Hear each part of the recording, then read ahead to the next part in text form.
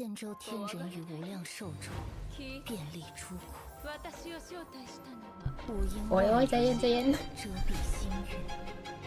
สวัสดีครับสวัสดีครับวันนี้ขออภัยขอโทษที่ขึ้นไลฟ์สาย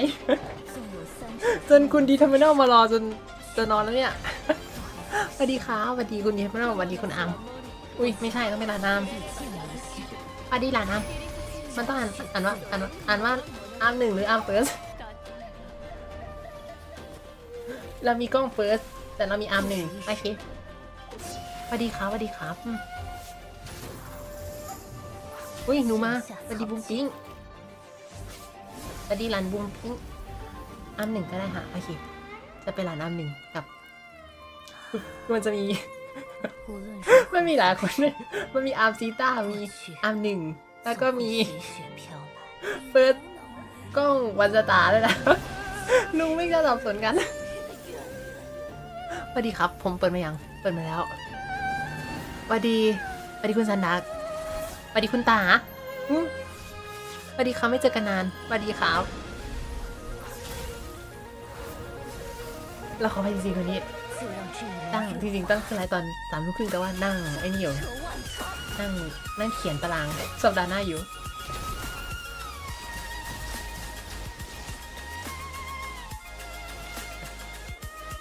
ใช่ไหมพี่มิกเองครับอ่ะเดี๋ยวนี้ผมจะมานั่งเล่นเควสภารกิจเพื่อนร่วมทางการจันย่าจิงริวใครที่ยังไม่เล่นจังหวะนี้ผมให้อนุญาตให้ปิดหูในห้องเลคเชอร์ได้สวัสดีครับขอบคุณแลกแต้มที่เปลี่ยนชุดให้ลุงนัทใส่ชุดคาฟกาครับอุ้ยแป๊บนึงนะแต่ก่อนอื่นเราจะต้องพูดถึงอะไรลุงนัทที่นี่ไหนเปิดเสียงเกมก่อนลุงโอเคอะไรเนี่ยที่นี่ไหน4,000ขอบคุณครับที่นี่สตาร์เดียวเดี๋ยวนะขอผมส่งสำรวจแป๊บนึงส่งคำขอเนิร์ดทำไมไปนั่งปั้นไอดีลองต่อนะครับไอดีหลังไม่มีทำแบบอุ้ยมีคนเสร็จเควสเสร็จทุกอย่างเสร็จอีเวนต์โปเกมอนแล้วเหรอจริงไหมเนี่ยผมยังไม่เริ่มเลยเอเธเรียมวอลนั่นน่ะอีเธเรียมวอลผมยังไม่เริ่มผมว่าน่าจะเป็นหลังจากวีคหน้าแหละอันเนี้ยผมถึงจะวางเล่น แล้วประเด็นคือแผ่นนี้ยิ่งโดนลดไปสัปดาห์หนึ่งปะใช่ไหม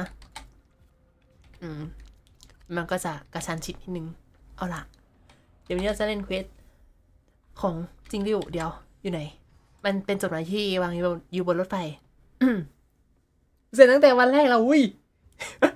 คือมันเป็นกิจใหญ่ของแผ่นนี้ใช่ไหมที่น่าจะยาวกว่าตอกออรัมยาวกว่าพิพิธภัณฑ์ปะใช่ไหมเห็นทุกคนบอกว่ามันยาวมากแบบยาว6 ชั่วโมงยังไม่จบให้ประเมินสิอันน้ำหนึ่งบอกอันน้ำหนึ่งคิดว่าอันนี้กับกิจ2 อันที่ผ่านมาอันไหนยาวกว่ากันผมทำ7 ชั่วโมงอ่ะหุยโอ้ my god ปกติเป็นสายนั่งอ่านปะหรือว่าเป็นสายกดข้ามหรือแบบผมแบบตาเหลือบเอาอีกแล้วเหรอ กิจกรรมที่นานกว่าเควสหลักอ่านเป็นช่วงผมว่าน่าจะนานจริงเดี๋ยวผมเตรียมใจไว้ก่อนแต่ว่าน่าจะเป็นหลังจากวีคหน้าเลยนู่นเผื่อวีคหน้าจะได้พักสตรีมเพราะว่าปวดหลังแต่ก่อนอื่นมุมบนขวานั่นมีอะไร บนขวาวะบนขวาใช่ไหมใช่บนขวานี่ซ้ายนี่ขวาใช่ถูกแล้วแป๊บนึงนะผมขอแจกแจงตารางไลฟ์ก่อน จริงๆไม่ใช่ตารางไลฟ์หรอกแต่ว่าเป็นตารางชีตช่วงนี้ลุงมาไงน้องมิเป็นกำลังใจให้ พูดคุยกันในช่วงนี้ยังไม่เข้าสปอยเดี๋ยวเข้าในเรื่องเดี๋ยวผมจะบอกว่าถึงเวลาสปอยแล้วสวัสดีค่ะลุงสวัสดีค่ะสวัสดีครับพี่ลุงนัทสุนทรสวัสดีหลานลิสสวัสดีครับสวัสดีครับโอ้ที่นี่ที่ไหนทำไมมีอ๋อที่ซาเดลแต่ทำไมบนจอเป็นแบตเตอรี่เอาล่ะเดี๋ยวนะคุณเห็นตารางบนนั้นไหมอาจจะเห็นอาจจะไม่เห็นแต่เดี๋ยวลุงขยายได้เปล่ามันตัวเท่านี้เองอุ้ยโอ้ยใหญ่เกินใจเย็นอ่ะเอามาแปะนะคะเอาไปตรงกลางอาทิตย์หน้ามันเห็นว่าเป็นวันศุกร์เห็นดิเห็นป้ายแดงนิดนึงคือโคตรน่าเกลียด ตัดมาแบบ ตัดขอบออกมาเลยจากตารางลิงปั้นไง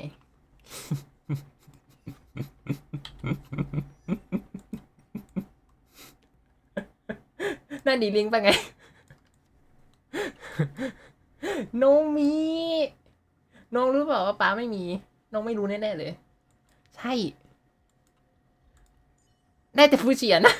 ได้แต่ผู้เขียนตัวแล้วกดไม่ได้เลยไม่ได้สักตัวแต่น่าจะปั้น HP ป่ะแต่ผมไม่มั่นใจว่าต้องใส่ถ้อยใส่ลูกแก้วอะไร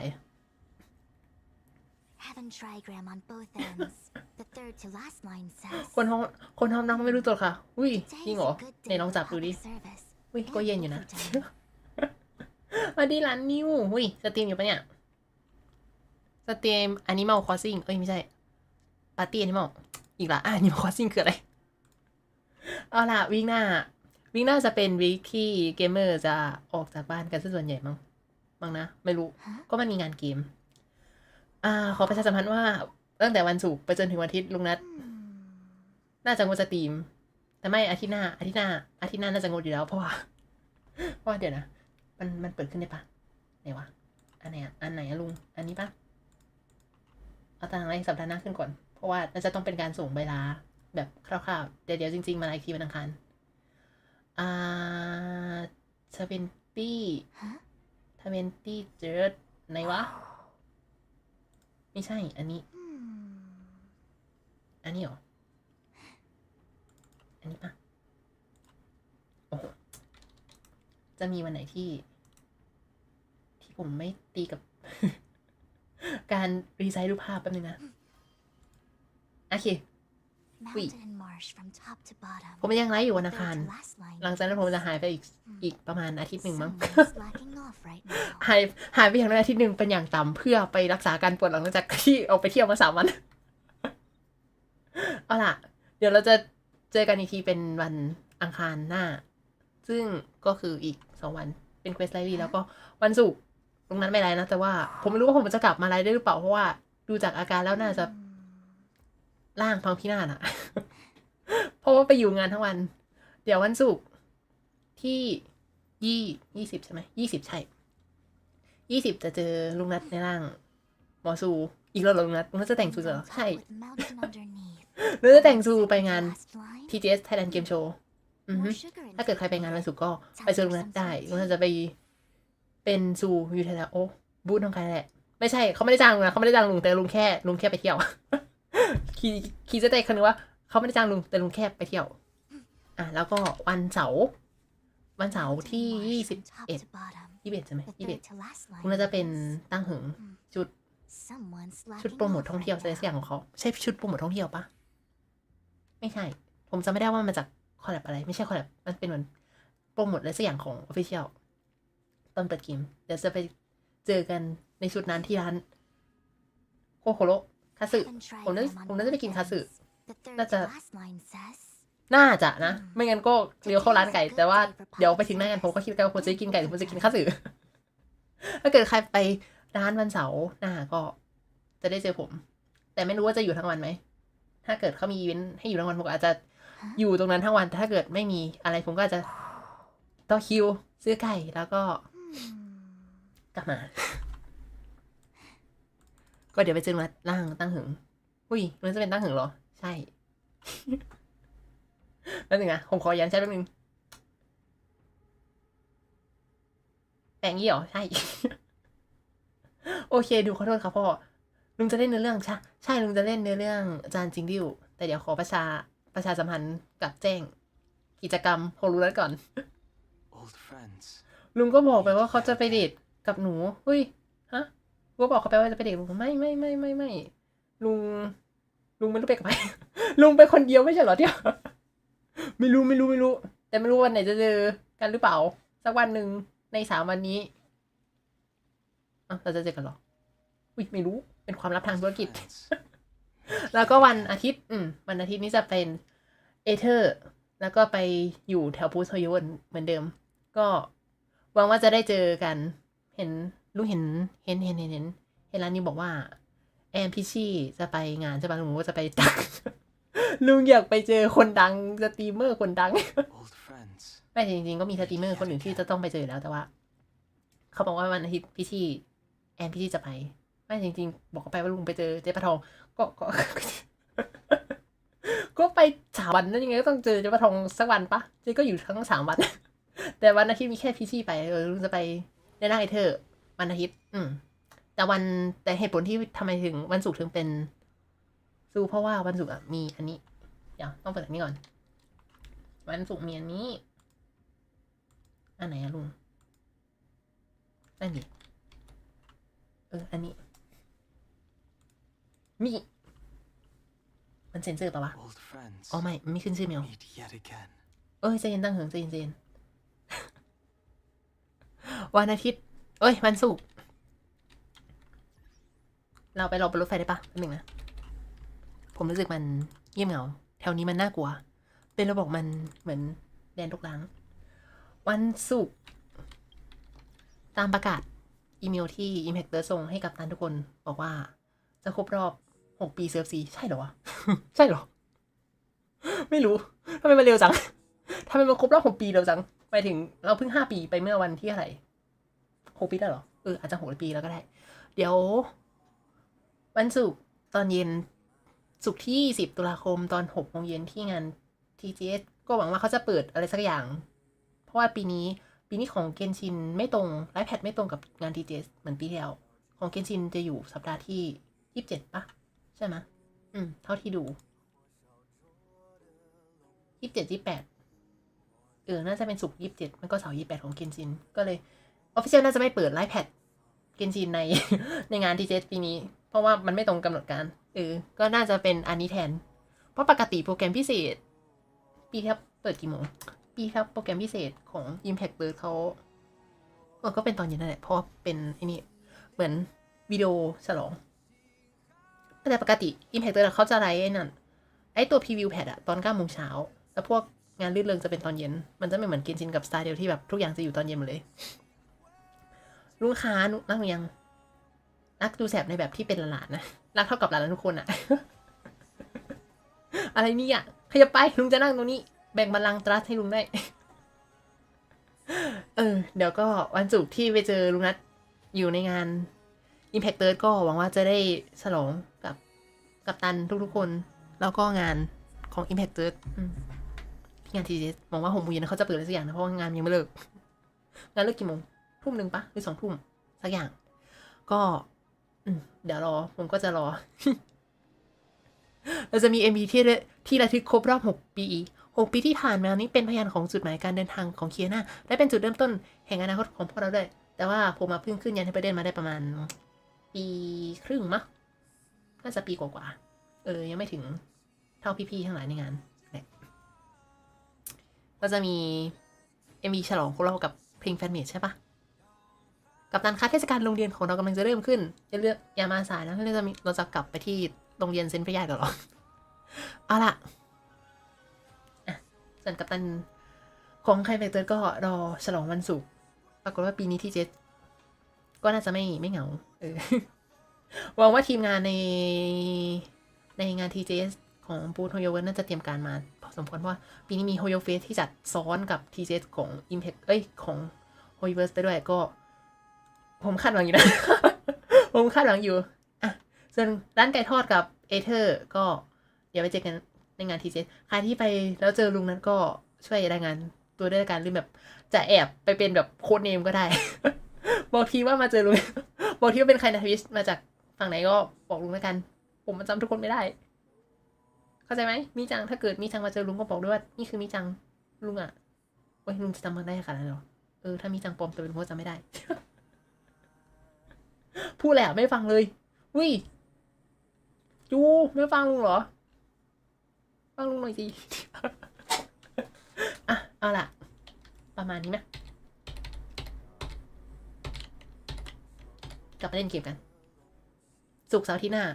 มาเจอลุงนัดแบบออฟไลน์ได้ผมน่าจะกลับมาแล้วเป็นอาการปวดหลังขั้นสุดเพราะว่าน่าจะเดินน่าจะยืนน่าจะเที่ยวงานเพราะมันเป็นงานวันเดอร์เฟสด้วยปะใช่ไหมมันไม่ใช่งานทีเจมันจะเป็นงานวันมันชื่องานวันเฟสหรอใช่หรอนั่นดีเดี๋ยวนะขอเช็คดี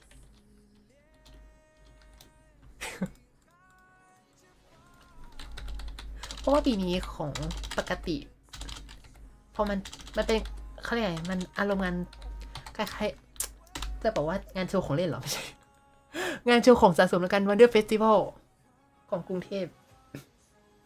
แต่ปกติงานวันเฟสคืองานโชว์ฟิกเกอร์งานโชว์ของสะสมของเล่นอะไรอย่าง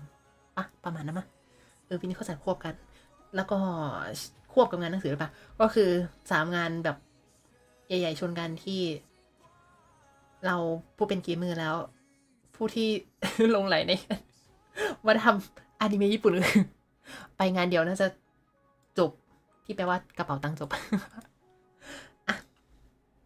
งั้นนะคะสวัสดีอันชินสวัสดีครับผมข้ามเส้นใครปะแป๊บหนึ่งขอย้อนเส้นก่อนผมยังพูดเรื่องปะพี่จ่ายยังจำหนูไม่ได้เหรอพ่อจะจำหนูได้ไหมนะ ได้ดีก็แวะมาเจอลุงได้3 วันวันศุกร์กับวันอาทิตย์อยู่งานทั้งวันแน่ๆแต่วันอาทิตย์แต่วันเสาร์ไม่มั่นใจว่าจะอยู่ทั้งวันไหมถ้าเกิดเขาไม่มีอีเวนต์ให้แบบคุณตั้งเหิงคนนั้นช่วยอยู่งานจนจบได้ไหมคะก็ไม่ก็ซื้อแล้วก็กลับ ปวดหลังเพราะว่ากลับจากวันศุกร์น่าจะปวดหลังการยืนนานๆในรองเท้าของจุดคอสเพย์ที่ไม่ค่อยถนอมชีวิตเท่าไหร่นั้นเป็นอะไรที่ปวดหลังไม่ใช่ปวดเท้าปวดหลังสืบแล้วขอบคุณครับหมดเวลาประชาสัมพันธ์ลุงนั้นเข้าเควสกันตัวไม่ใช่นี้เอาล่ะจากนี้ไปจะเป็นการเล่นเควสภารกิจเพื่อนร่วมทางของอาจารย์จิงริวเมฆที่ไร้ร่องรอยอะไรนะคราวรีเฟสโนเทรสสักอย่างอนุญาตให้หลบสปอยอนุญาตให้ออกจากห้องเอ็กเชอร์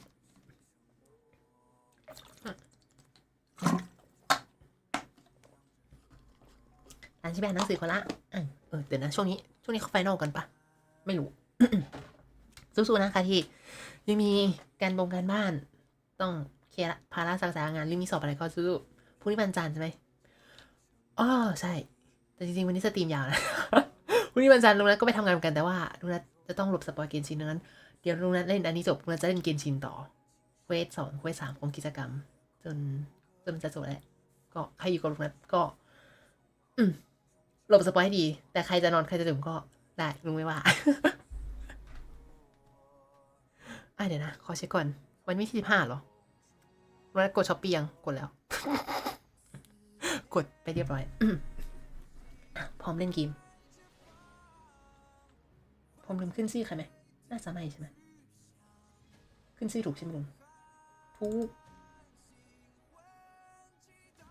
ก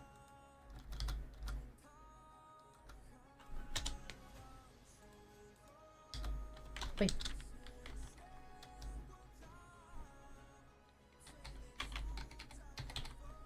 มันจะขยับไหมไม่ต้องขยับหรอกเพราะมันไม่สวยแป๊บนึงนะ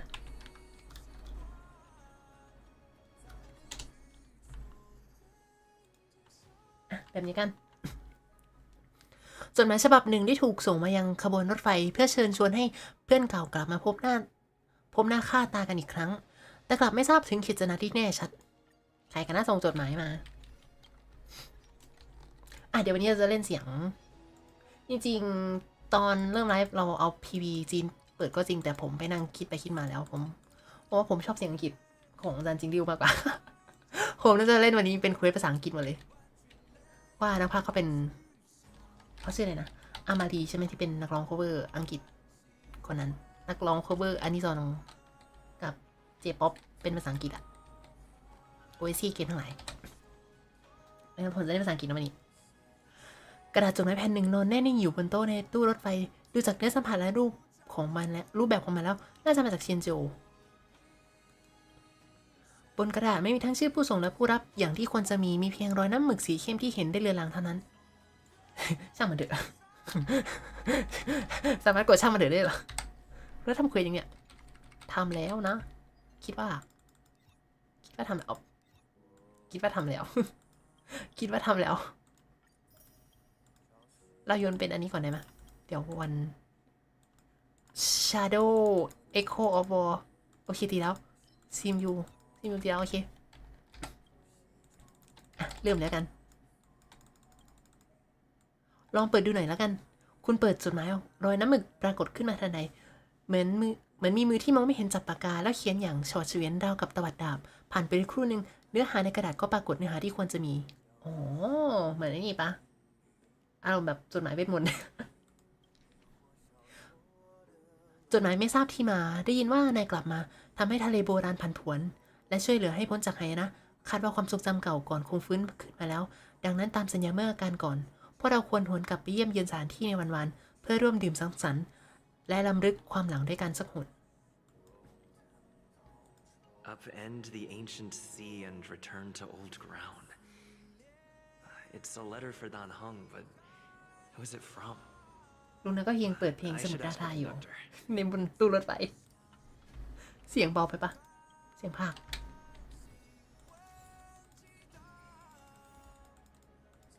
เมฆที่ไร้ร่องรอยเปิดเควส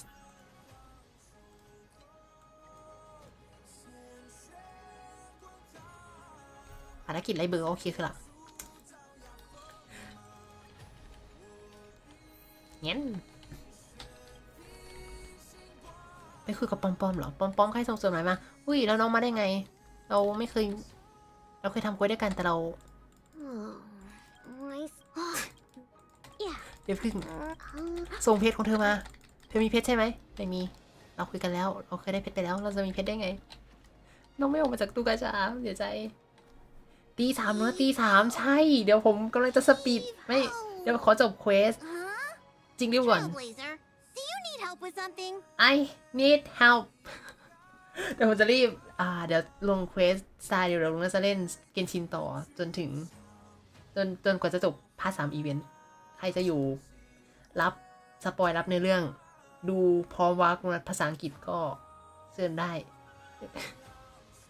มีจดหมายอยู่บนโต๊ะน่ะจดหมายนี้ใครส่งมาเหรอ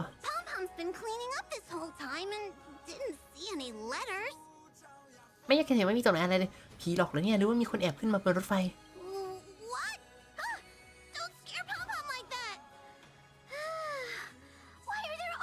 จะมีร้องเพลงไหมนะนั่นสิผมก็คาดหวังอยู่ว่าจะมันเป็นกิจที่ดูเหมือนจะมีแบบเขาเรียกอะไรมีการเอื้อนมีการร่ำร้องบทกวีผมก็คาดหวังนะว่ามันจะมีขนาดอุ้ยมันต้องผมอยากให้มีมันแบบค่อยๆเป็นค่ายเพลงขึ้นเรื่อยๆเกนชินเริ่มมีเนื้อเรื่องมีเพลงเป็นของตัวเองจะมีเพลงเนื้อร้องสักทีไหมที่ไม่ใช่แบบ BGM ของบอสส่งจดหมายให้ปอมๆอ่านใช่เป็น invitation Does Don Hong have any friends on the Law Fu? If Pom Pom remembers correctly, he said he was exiled from there, right? เขาโดน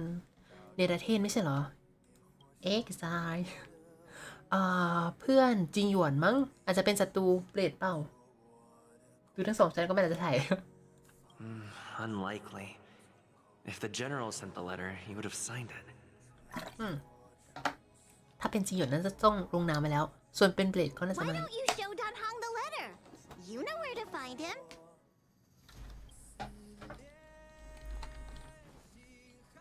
สวัสดีนะเปล่าอันนี้อะไรอ๋อนามัดคือมันเป็นเพลงที่เปิดแล้วได้ยินทั้งขบวนรถไฟอ่ะ สวัสดีนะตั้งเอิงตันเฮิง What is it? Do you need something? ทำไมเสียงมันใกล้ขนาดนี้ ค่ายเพลงที่ทำเกมได้นิดหน่อยเหมือนไรออดใช่ปะ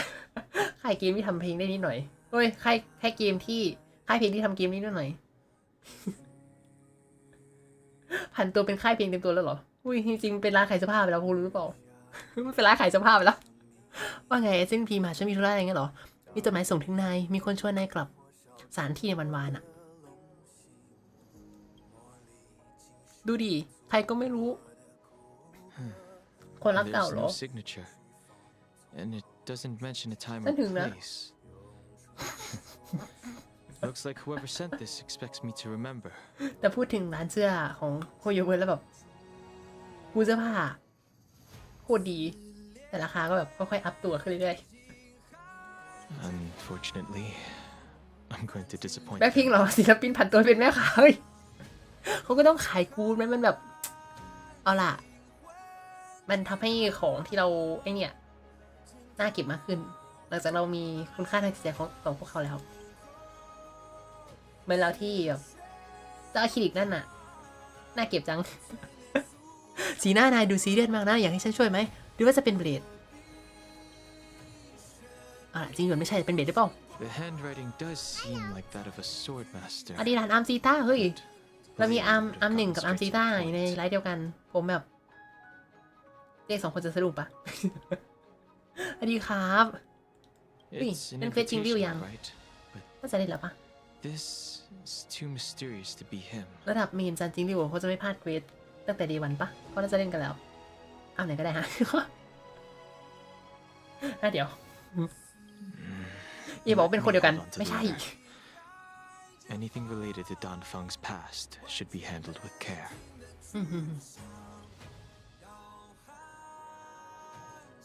นั่นสินะอดีตของคนนี้สรุปนี้เควสใครน่าจะเป็นเควสจิงริวแหละเราต้องหาความเชื่อมโยงไปทำหน้านิ้วขึ้นมาก็ตึงแล้วเฮ้ยเป็นไรเจ็บตรงไหนการปรากฏขึ้นของซองจดหมายฉบับนี้ชวนให้รู้สึกไม่สบายใจเลยคุณเรียกใช้ศาสตร์เวทเมคาจากนั้นหยดน้ำก็ก่อตัวขึ้นกลางอากาศแล้วซึมเข้าไปในกระดาษจดหมายหุ้ยเราทำแบบนั้นได้เหรอเราทำแบบนั้นได้ตั้งแต่เมื่อไหร่ ตั้งแต่เควสตั้งเหรอตัวอักษรเดิมหายไปจากนั้นน้ำหมึกของอีกข้อความก็กระจายไปตามลายน้ำใน5 คนมี 3 คนต้องชดใช้อ๋อนะอันนี้น่าจะเป็นตั้งหึงทำปะน่าจะไม่ใช่เรา Just as I thought. There was more than met the eye. Letting him leave first was a wise choice. เฮ้ยมีคนปิดบังความลับกับผม Can't put him in danger again because of this. เนื้อเรื่องจานใช่ไหมฮะดูเควสตั้งหึงอันนี้เควสในเรื่องจริงดิวครับเควสภารกิจจริงดิว But if he didn't send the letter, then who did? ใครกันนะอ๋อตั้งหึงยังไม่เคยเจอจริงดิวใช่ไหม Maybe I should make a trip to the seat of divine foresight. I need to ask Jingliu about the Stellaron hunters.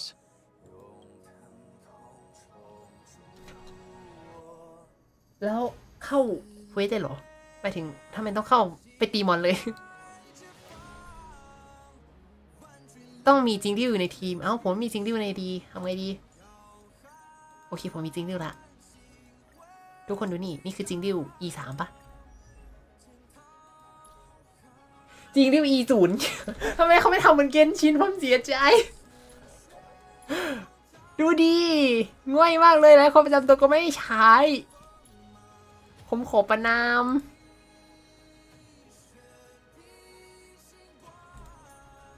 ผมขอสาบส่งพวกคุณจากตรงนี้ใครดีเอาแกงเข้ามาเพื่อพอดีไม่มีเบลดอะ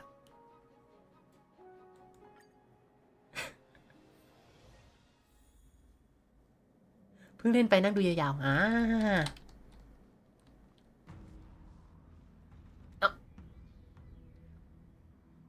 After all this time away from the Lawfu, the seat of divine foresight has only become more hostile. It's quite reassuring. รีชูริงน่าปรับปลื้มซะจริง Relax. You needn't be so cautious, young man. I'm just reminiscing about the old days. แต่พอมันมีรอบๆผมก็กดเปิดให้มันออโต้ไหลเองนะถ้าเกิดอ่านไม่ทันค่อยเปิดดูได้หรอก However, ข้าง I บน never มุมซ้าย thought Jingliu would send you to accompany me. It would seem our fates are ท่าทาง intertwined. เราจะมีวาสนาต่อกันนะพ่อหนุ่ม Huh? หุยเรามาได้จังหวะเกินตังหึง I've got my work cut out for me today. Well, if it isn't Don Hung. มาดีร้านเล่นจอยสวัสดีครับ ชอบเสียงยิงเสียงภาคดีใช่ผมตอนแรกผมลังเลว่าผมจะเล่นเสียงคือเสียงจีนอ่ะเขาเป็น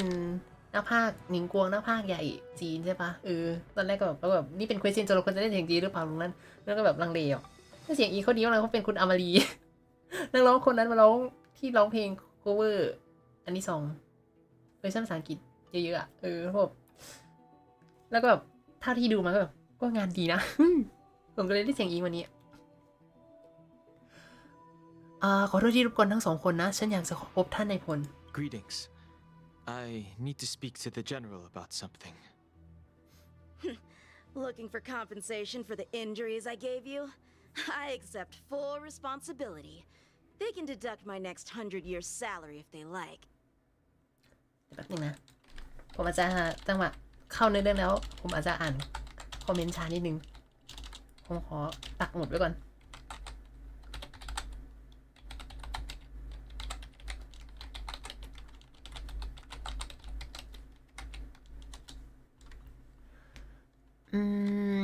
เดี๋ยวนะใช่เงินเดือนอีก100 ปีข้างหน้ามาเป็นค่าช่วยโห100 ปีเลยเหรอไม่จำเป็นหรอกมีธุระอื่นนะ That won't be necessary.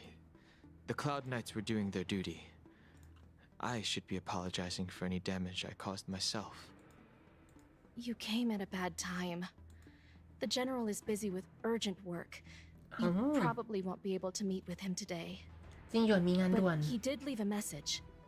Don Hung, do you recognize the person on the steps? คนที่ยืนอยู่บนบันไดนั่นคุณจำได้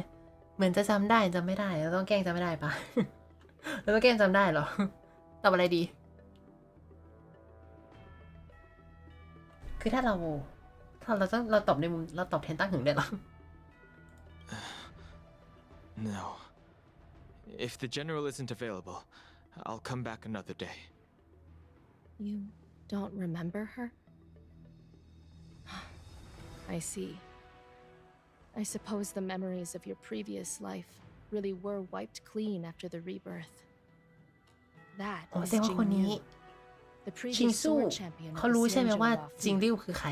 She was the แล้วก็รู้ว่า closest ตั้ง friend หึ of ง the Invitor Lune เป็น of ใคร the previous incarnation. ตั้งฝึงเป็นใคร She was also the แล้วก็อยู่มา general's นานนะ ชิงสู้ master.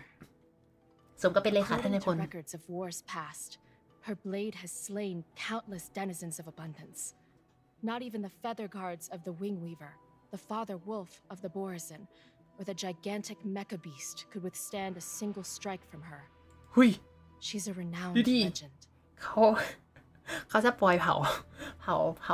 พันธุ์อื่นๆมาเพิ่มอีกแล้ว จริงๆ ตัวบอดี้จินเราเคยได้ยินมาก่อนเลยใช่ปะแต่ว่ามีอะไรเนี่ยวิงพิเปอร์เนี่ยยังไม่เคยเจอ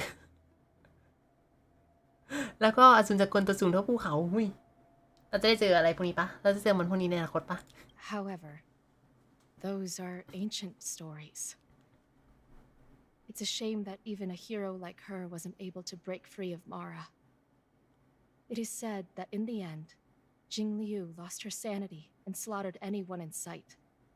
She was deemed a criminal and fled to outer worlds. แล้วประเด็นคือพวกคุณทั้งหมดก็ยังยืนชิวกันอยู่ในซีดอมกี้ไบฟอร์ไซแบบ หุยเราจะรอดใช่ไหมจากตัวนี้ With her powers, you'd think there would be no one capable of bringing her in. For some reason, she arrived on the Laofu with a suspect disguised as a traveling merchant and said she wanted to turn herself in. Her surrender came with one condition. กลับมามอบตัว That she be allowed a day of freedom before the trial. She wanted to travel to Scale Gorge Waterscape กับ and meet ไอ้ with นั่ her น old ใช่ไหม friends ออ one โต้เอ้ย last ไม่ใช่ time. หลัวชา I can't believe Jingliu actually agreed. แต่หลัวชาหลังจากมอบตัวแล้วก็ไปไหนแล้วอะ He ordered us to accompany Jingliu during her last day on the Lafu. We're hosting an honored guest. We're escorting a criminal. จู่ๆเสียงของชิงซู่ก็เงียบลง คุณเองก็สัมผัสได้เหมือนกันว่าอากาศรอบตัวเย็นเยือกลงแล้วแทนตัวเองตอนนี้แทนเป็นตั้งหึงเลยปะจะได้ไม่สับสนว่าเป็นตัวเทียมเลยตัวเอง Imbibitor Lunae, you're here. โอ้ my god เราสามารถดีพีได้ปะ Imbibitor Lunae, you're here. โอ้ my god แต่เสียงเขาเย็นจริงนะก็เป็น VTuber ได้ปะผมเห็นเขามีโมเดล Since you VTuber traveled all this way, why don't you come and talk with me?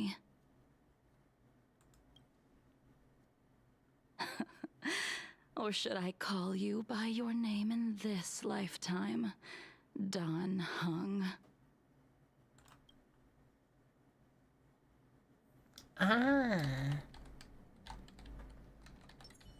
เอาล่ะ พูดคุยกับซิงดิว Master Dunhung, she's asking for you specifically. Be careful. Don't underestimate her. เดี๋ยวนะผมเพิ่งรู้ตัวว่าชื่อจิงดิวเป็นคำเดียวกันไม่ได้แบบแย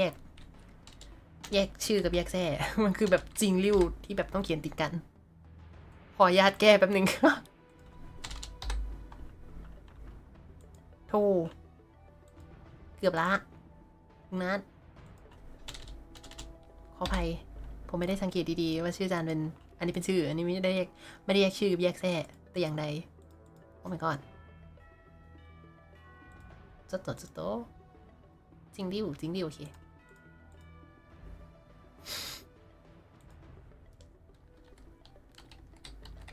Master Dunhung, she's asking for you specifically. Be careful. Don't underestimate her. ถ้าเป็นภาษาญี่ปุ่นเขาจะเรียกเย็นชิงจะเรียกจริงดิวว่าโอเน่จังใช่ไหม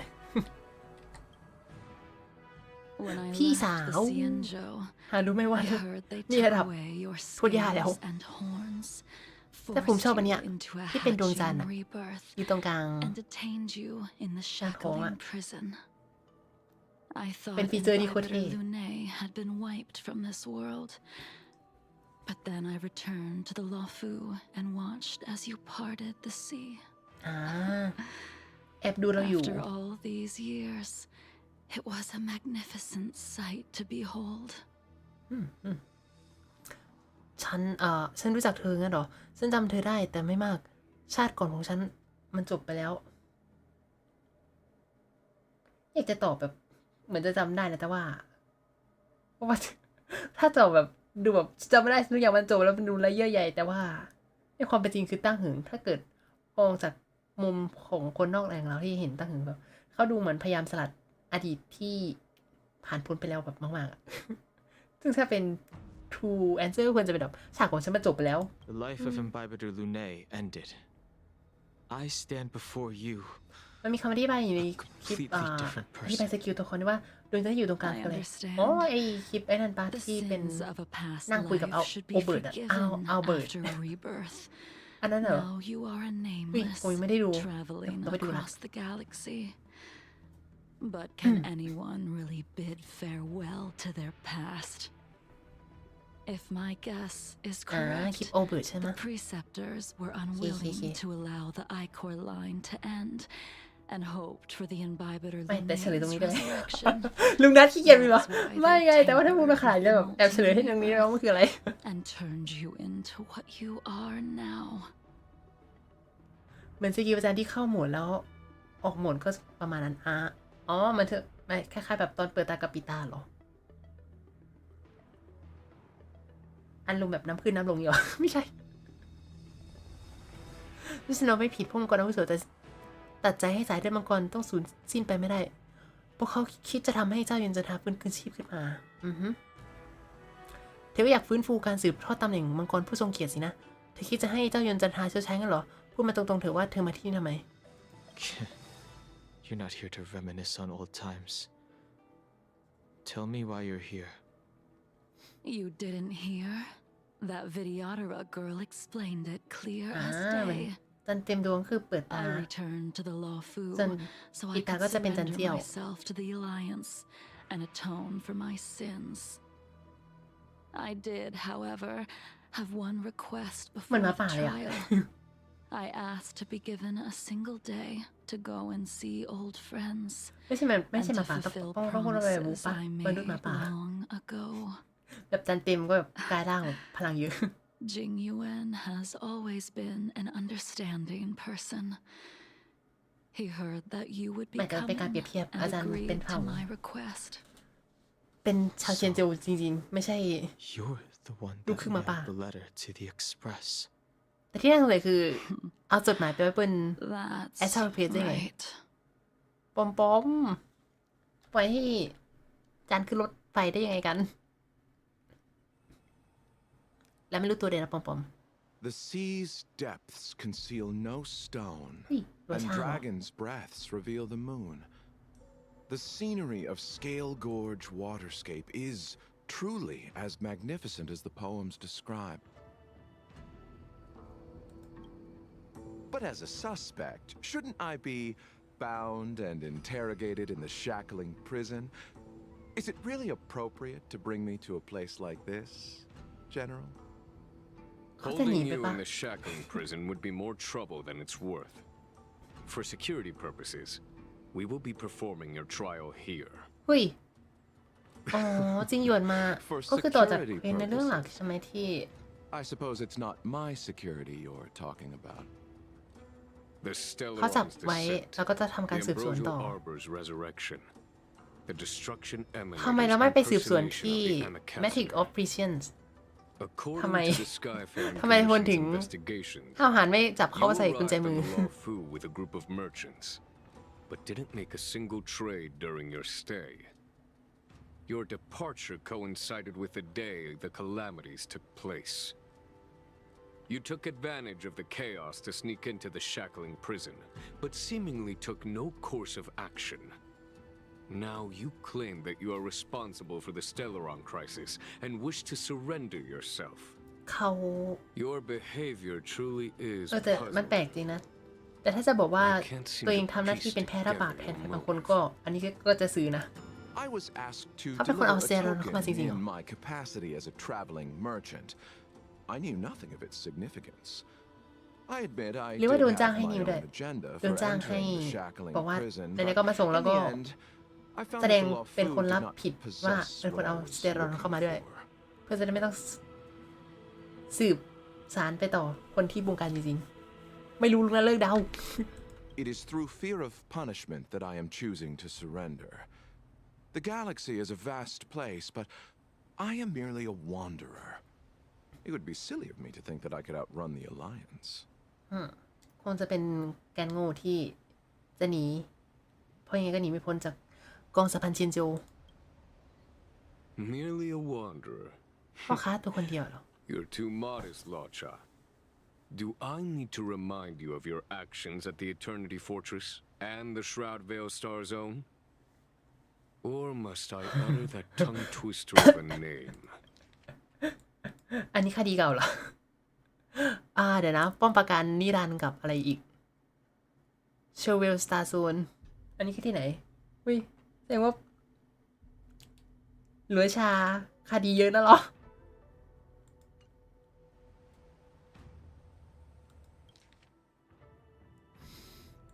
ฮะ I. Well, they don't call you the divine foresight for nothing, General. Or must I utter that tongue twister of a name? เฮ้ยไอชื่อที่หลวงชาบอกตอนแรกบอกว่าหลวงชาเป็นชื่อที่แค่ใช้ที่นี่แล้วก็บอกว่าเขาเรียกอะไรพอมาอยู่ที่นี่ก็เลยแบบเปลี่ยนชื่อจริงๆชื่อตัวเองเป็นชื่อที่เรียกยากออกมากๆอุ้ยยิงยวน ถ้าสื่อมาขนาดนี้ก็ตะโกนออกมา must I utter that tongue twister of a name? เดี๋ยวนะเรามีอะไรบ้างเรามีวายอาคายออโต้พาลิตหลวงชารักษามัน มันมีชื่ออะไรอีกที่เรียกยากกว่านี้ หรือว่าแต่ในบรรดาทั้งหมดที่มีมาอะไรยากสุดเขาเจอกับไอ้ยังอ๋อเขาเวลไม่เคยเจอหน้าหลัวชาตรงๆเวลแค่เคยเจอผ่านเควสแล้วเขาบอกว่านี่เป็นวายคล้ายปลอมตัวมาละยังไม่ได้เหรอทฤษฎีนี้ไม่รู้เป็นไปได้ You flatter me. Fortunately, I did my research, or this conversation would have been quite แต่เขาดู dry. ท่องอวกาศมานาน Seeing that you sense something is amiss, are you looking to defend me and clear my name of คือมันยังไม่คอน suspicion? เฟิร์มว่าเป็นวายคล้ายแล้วก็ยังไม่คอนเฟิร์มว่าไม่เป็นเหมือนกันมันยังก้ำกึ่งอยู่ Attempting to undermine the alliance is a grave crime. According to protocol, you are to be held on the Xianzhou Shuling for a joint trial before the Ten Lords Commission and the Seven Arbiter Generals. However, at present, you have the opportunity to enjoy the beautiful scenery of Scale Gorge Waterscape. It will be the last view of the Law Fu you ever lay eyes on. อ้าวแล้วเขาจะไปไหน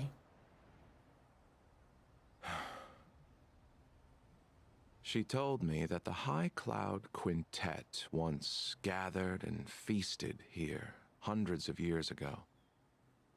The unparalleled sword techniques of your master, the mesmerizing cloud hymn magic of Imbibitor Lunae Dan Feng, the artful piloting skills of Bai Heng, จิงหยวนเป็นจริงริวเป็นนักดาบดันเฟิงเป็นนักเวท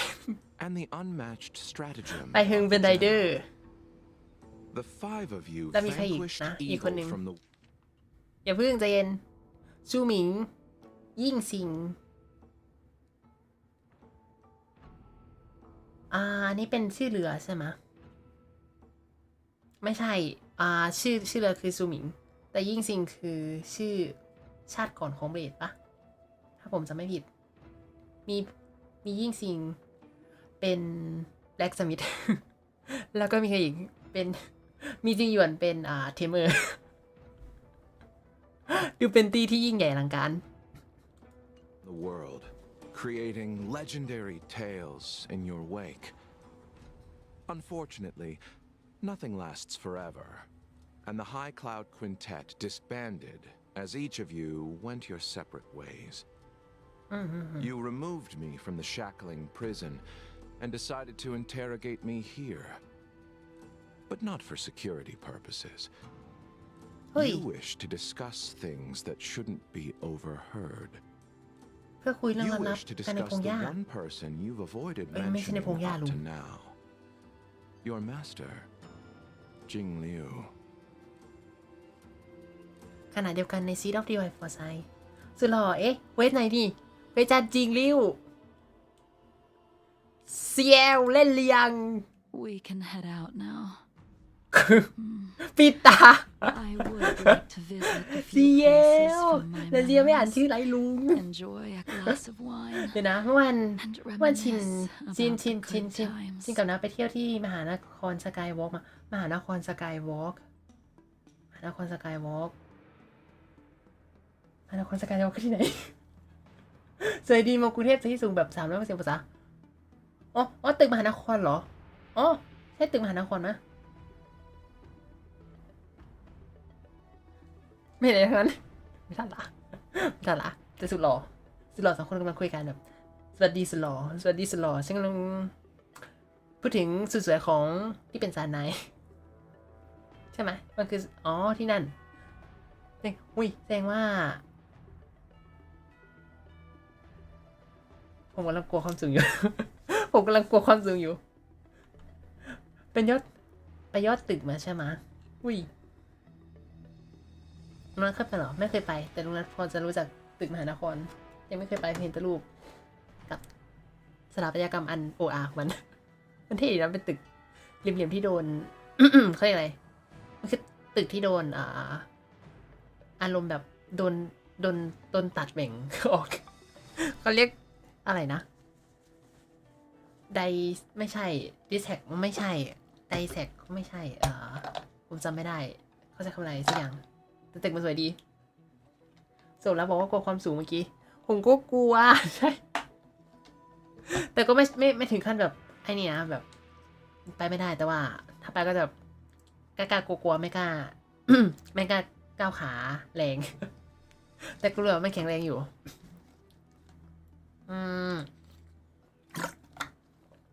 ใช่ดีไหมที่มันมีพื้นกระจกใสๆปะหรือไม่ใช่หรือผมจำผิดที่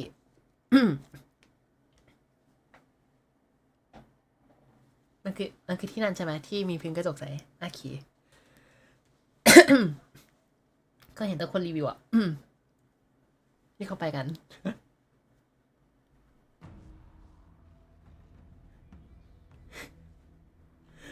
มันมีค่าเข้าปะ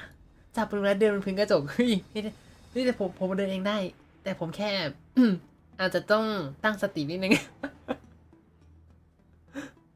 ไม่ว่าไม่เคยเป็นหรอแบบถ้าเกิดฝันว่าตกตึกอ่ะมันจะแบบบึบผมจะแบบไม่ค่อยชอบอารมณ์แบบนั้นเท่าไหร่ มันบึบอ่ะ มันจะมีอิมเมจที่แบบบึบ มีค่าเข้าใจเท่าไหร่วันเสาร์ใช่ไหมก็เลยไปเที่ยวผมเป็นช่วงหยุดยาวพอดีด้วย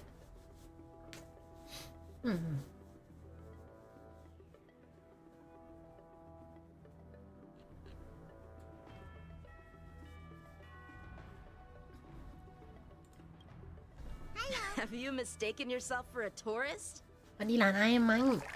สวัสดีครับ I would make a wonderful tourist. จุ่มเหรอจุ่มนั่งวัดได้เลยเอ้าสองคนนี้อย่าเพิ่งตีกัน Lower your guard, young ส่วนน้อง man. ชาย ผมชอบจริงๆพี่สาวกับน้องชายคู่นี้ I have already surrendered myself to the Alliance, and I will keep my word. คือเย่นชิงรู้ปะเนี่ยว่า อันนี้เป็นจานยา Your เขา general has already agreed to my request. Imbibitor Lune, you must accompany me. I won't take no for an answer. I won't take no for an Regardless answer of whether you're still interested in your previous life, accepting my letter means that you've accepted my บางทีอาจารย์ก็เรียกเจ้าห invitation. นุ่มไหม ก็น้องผมงง ดีแค่ไหนแล้วไม่เรียกว่าไอ้หลาน Where should we start? Should we go to Stargazer Navalia first, แต่มัน or to the จริง Artisan Ship ๆไม่ดู Commission? ดิ So ส่วนใหญ่ many สาวๆ memories จะไม่ are ชอบให้นี่ปะ swirling ไม่ชอบ inside ให้ my แก็บ head. เอจแบบ I can't get เยอะ a เกินไป grasp on any of them. ส่วนใหญ่สาวๆจะไม่ชอบให้ถามอายุแล้วก็ When the people of the Cienjo ไม่ชอบให้โดนเรียกว่า to be more แก่ than เกินไปปะ 1,000 years old. อันนี้ใช่กับชาเชนโจด้วยไม่รู้ Each day is like carrying the weight of a mountain through an interminable maze. How hard is it to choose a destination? We're going to Stargazer Navalia. Problem solved. problems แล้วโอเค The young are the antidote. Stargazer Navalia it is. ไปสตาร์เกเซอร์นวเรียกัน เราจะแว้นเรือไปที่ไหนที่scale water scape If it's star skips you wanted to see, we could have headed to the Jade Gate. Why did we come all the way here? เอ้า Young man, have you ever heard of Bai Hung, the Foxian pilot? ผมไม่ได้ดูที่เขาคุยกันผมขอโทษผมรู้เขาจะนั่งเรือไปหาในฝน ไม่ใช่ Seen that name เขาแค่อยากเห็น somewhere before. เขาแค่อยากเห็นเรือ Star Skip ไปหึงนักบิน ได้แอบแกล้งไปจำได้ปะคุณนึกอะไรบางอย่างเกี่ยวกับนักบินไม่ออกเลย ชาติก่อนที่แสนสูงส่งของคุณไม่จำชาติก่อนที่แสนสูงส่งของตั้งหึง ไม่จะเป็นต้องขับ Star Skip ด้วยตัวเองด้วยซ้ำส่วนตั้งเฟิร์นในชาตินี้เรียกสักชื่อลุงนัท แดเนียล ส่วนแดเนียลในชาตินี้มาเป็นผู้มาเยือนนิรนามก็ไม่เคยได้สัมผัสกับ Star Skip เช่นกัน แต่ไม่รู้ว่าทำไมกลับมีเสียงหนึ่งแว่วเข้าอยู่ที่ข้างหูเสียงตื่นตระหนกอันไร้รูปร่างดังขึ้นท่ามกลางเสียงลมบีดวิว The star skip won't hold much longer. High Elder, catch us before it falls apart.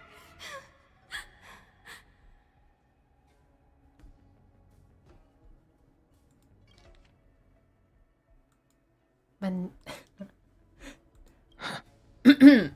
มันดูเป็นสวนนาฏกรรมแต่เสียงอาร์คนั้นไปไหนผมกำลังสงสัยผมอยากรู้ว่าเสียงภาษาอื่นมีเสียงไหม Imbibitor Lunae, if memories are returning to you, อย่างที่คิดไปคือ share them. ขึ้นไปได้2 ชั้นอยู่ชั้น7-8ชั้นสูงสุดที่มีพื้นกระจกแล้วก็กับชั้น74ค่าเข้าตัวก็คนละ1,300เลยเหรอว้าวคนละ1,300 ฉันนึกอะไรบอกฉันจำได้แค่เศษเสี้ยว I think she was one of Imbibitor Lunae's comrades. อ๋อนี่คือผลจากถ้าเกิดเราตอบจำไม่ได้ก็จะจำไม่ได้หรอ She was a comrade and friend to both Imbibitor Lunae and all of แต่ us. มีราคาแบบแพ็กเกจอยู่ด้วยนะ Well, that's all in the past now. The reason we came to Stargazer Navalia is because I wanted to pay tribute to her here. Huh? You mean the Foxian soul-soothing ceremony? Yes, the sending off of a star skiff. It represents the voyage of the deceased into the stars. Due to circumstances beyond my control, แต่มันก็ I never had the chance to bid กี่ปี farewell นะ to her. 30 ปะใช่ไหม It is เหตุการณ์มัน something เกิดขึ้น I เมื่อ have 30 ปีแล้วมันยังไม่ regretted to this ยังไม่ day. นานขนาดนั้น As for procuring a star skiff, I know they can be ถ้า manufactured เทียบกับชิ here. ชาเชนโจก็จะน่าจะ I เป็น know แบบ nothing of the แบบ process. เหมือนเหตุการณ์เพิ่งเกิด I ไม่นาน see. นี้ Follow me. I don't know anything about manufacturing star skiffs either. But getting these machines to work shouldn't be too hard. Careful. There's still Stellaron spirits lurking around. ผมน่าจะเซเดมาจริง No need to worry about the two of us. ๆไหนๆก็ได้เทสละขอหยิบมันหน่อยละกัน The moon shines on the truth. หุยอะไรนะพระจันทร์ฉายความจริงเหรอ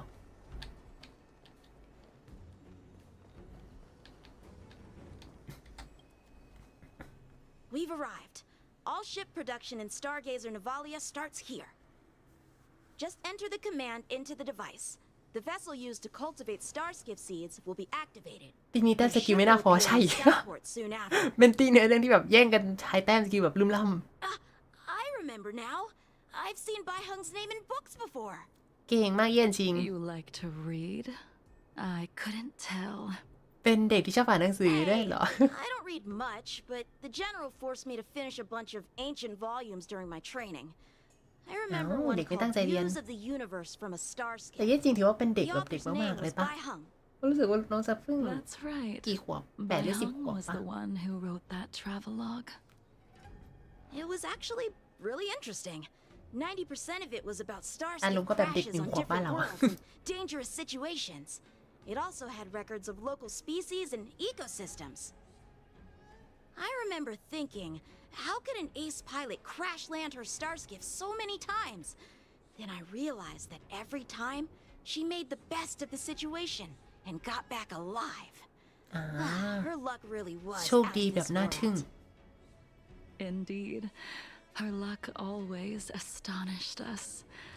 Whenever she piloted a mission, แค่ขับซาส you กิ could ออกไป almost guarantee ถ้า a ไม่จับพลัด narrow จับผลู escape ถูกอ from สูร the ยักษ์ของ jaws สาว of ความ some เฟื่องฟูกิน abundance ก็เป็น behemoth, กินเป็นขนม or a ก็เป็นเครื่อง miraculous ตกแถวหลัง return ของ from ศัตรู behind enemy lines. Very few star skiffs she piloted were able to return to port in one piece. The folks at the Skyfaring Commission secretly referred to her as the Star Skiff Killer. อ่า She also possessed an ขับออก uncanny ไปบ่อย ability to แต่ส่วนใหญ่ predict จะพัง future events, inauspicious ones at least. Every ill omen that came out of her mouth would sure enough come true. Very few Cloud Knights had the courage to accompany her on missions. However, when มี it สกิล came ปากอัป to มงคลด้วย surviving, her fortunes were incredible. Even in the worst situations มีแค่เรื่อง imaginable, โชคดีของเธอ she ที่ was always ช่วยให้รอด able to turn มา the ตลอด tide. Luck is a type of strength, after all. I hope that this ship, built for the star skiff killer, will also be able to return to the stars. Ha! That'll do it. The star skiff assembly เรา line มา has สร้าง been Star Skip จ activated. ริง ๆ ด้วย What The star skiff will take shape and enter the skyport. Let's go wait for it there. It won't be long. เอาล่ะเรากำลังจะขึ้นรูป Star Skip Thank you, young man. น้องชาย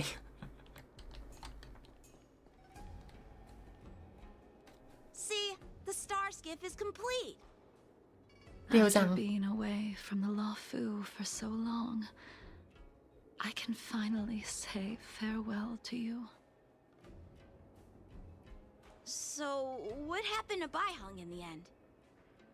In the end, I do not think the details are necessary. เฮ้ย ไม่ We เล่า are here today ดีเท to ล commemorate ให้ her. เราฟังด้วยคงไม่ต้องเล่าซ้ำหรอกเรามีที่นี่วันนี้เพื่อรำลึกถึงจุดจบของเธอเอาล่ะ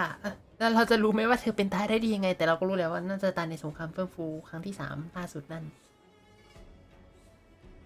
ที่จริงนะชินอยากซื้อแพ็กเกจที่จะได้กินข้าวเนี่ยแต่ติดปัญหาอะไรสักอย่างเลยซื้อไม่ได้ยังเมนใช่ยังเมนเราแบบตัวแค่นี้โอ้แต่นี่ปะน่าจะคิวเต็มปะเป็นวันหยุด Do ด้ you วยหรือเปล่า still remember the battle แต่ไม่ against เป็นไรแล้วก็ได้ Shuhu? ขึ้นไปข้างบนละถ้าเป็นเดินทางศึกกำจัดชูฮูคราวนั้นเนี่ยยังจำได้ไหมถ้าถามผมผมไปนั่งดูข้อสรุปในเรื่องของช่องเซปาทองไม่จำแล้วผมรู้แล้วมันเกิดอะไรขึ้น แต่ในเกมยังเล่าไม่ค่อยละเอียดใช่ไหมตายรอบนั้นจริงๆสงครามน้องเลือกกับเสาแห่งความเฟื่องฟูตั้งเฟิงก็อยู่ในสงครามครั้งนั้นฉันจำอะไรไม่ได้เลย Did Dan Feng fight alongside you? Yes, the High Elder was held in เป็นรอบ high ที่ regard. เสียหาย The Cloud หลาย Knights แสนหลาย became ล้าน wary after learning of Don ทั้ง Feng's imminent ใครนะ arrival.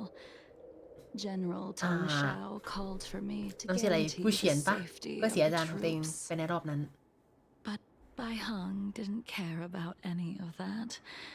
She believed that the High Elder was mortal สุด and ท้าย no different from the เขาเรียกมันเป็น soldier สิ่งที่แบบ next to her. ทำได้แค่ตรึงกำลังเอาไว้ สุด You ท้ายก็ได้ ran a พึ่ง fair share of errands ต้อง for พึ่ง her พลัง when ข she อง was still around.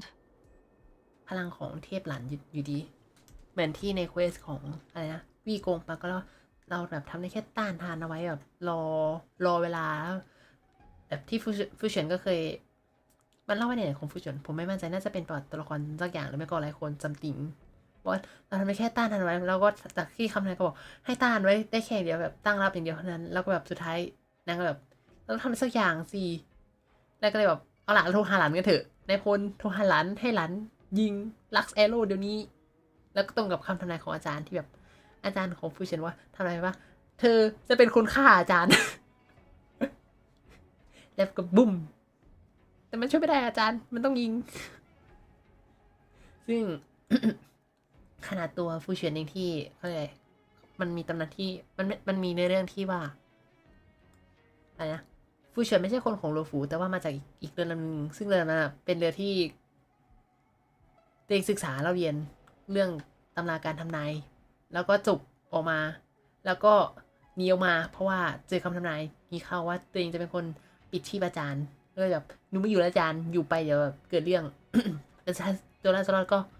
ได้กลับไปเพราะว่ามีเหตุสงครามเฟื่องฟูที่เรือของอาจารย์ตีก็เอาล่ะได้เวลาบอกลาอาจารย์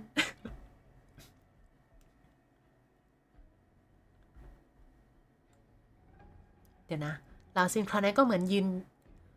เหมือนกับยืนอยู่บนแผ่นน้ำแข็งบางตอนนั้นนายพลนายเจิ้งเฉียวนี่ใครอันนี้ไม่เคยเห็นชื่อ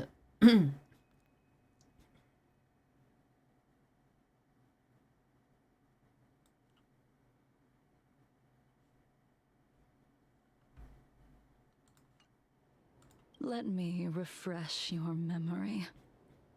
During that battle, Bai Heng, being the headstrong girl that she was, managed to exhaust the luck that was bestowed upon her by the Rainbow Arbiter.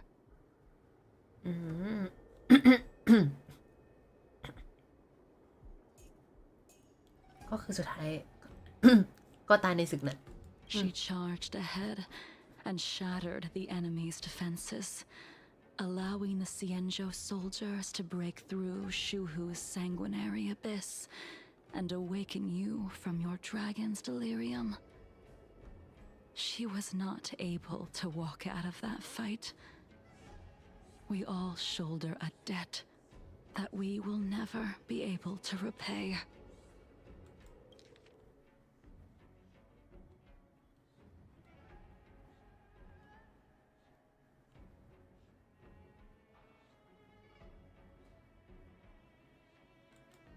ทำไมคลาวน์ไนท์ต้องกลัว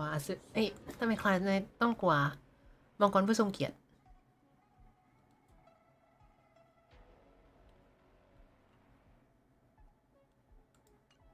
For the Cloud Knights, giving up one's life on the battlefield is an honor. เขากลัว But that ร่างมังกร wasn't นั้นปะ something ไม่รู้ you believed in. Imbibitor Lunay. You couldn't accept that Bai Heng was gone.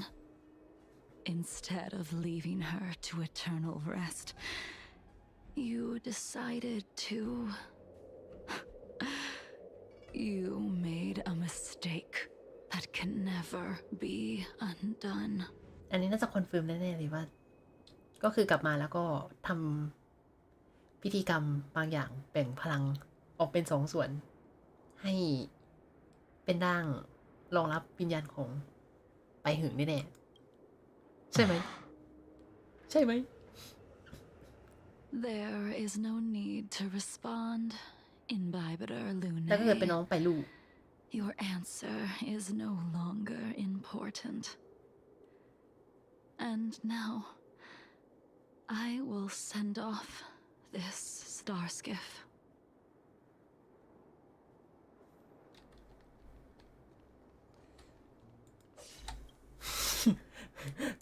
กด F ไม่ใช่คลิก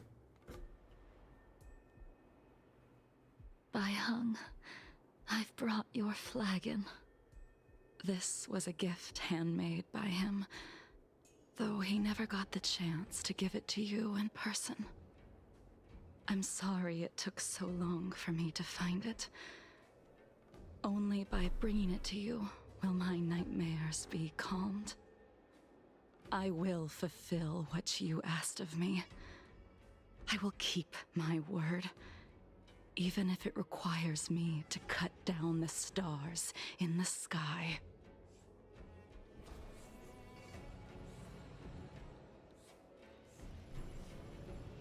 น่ากลัวคุณ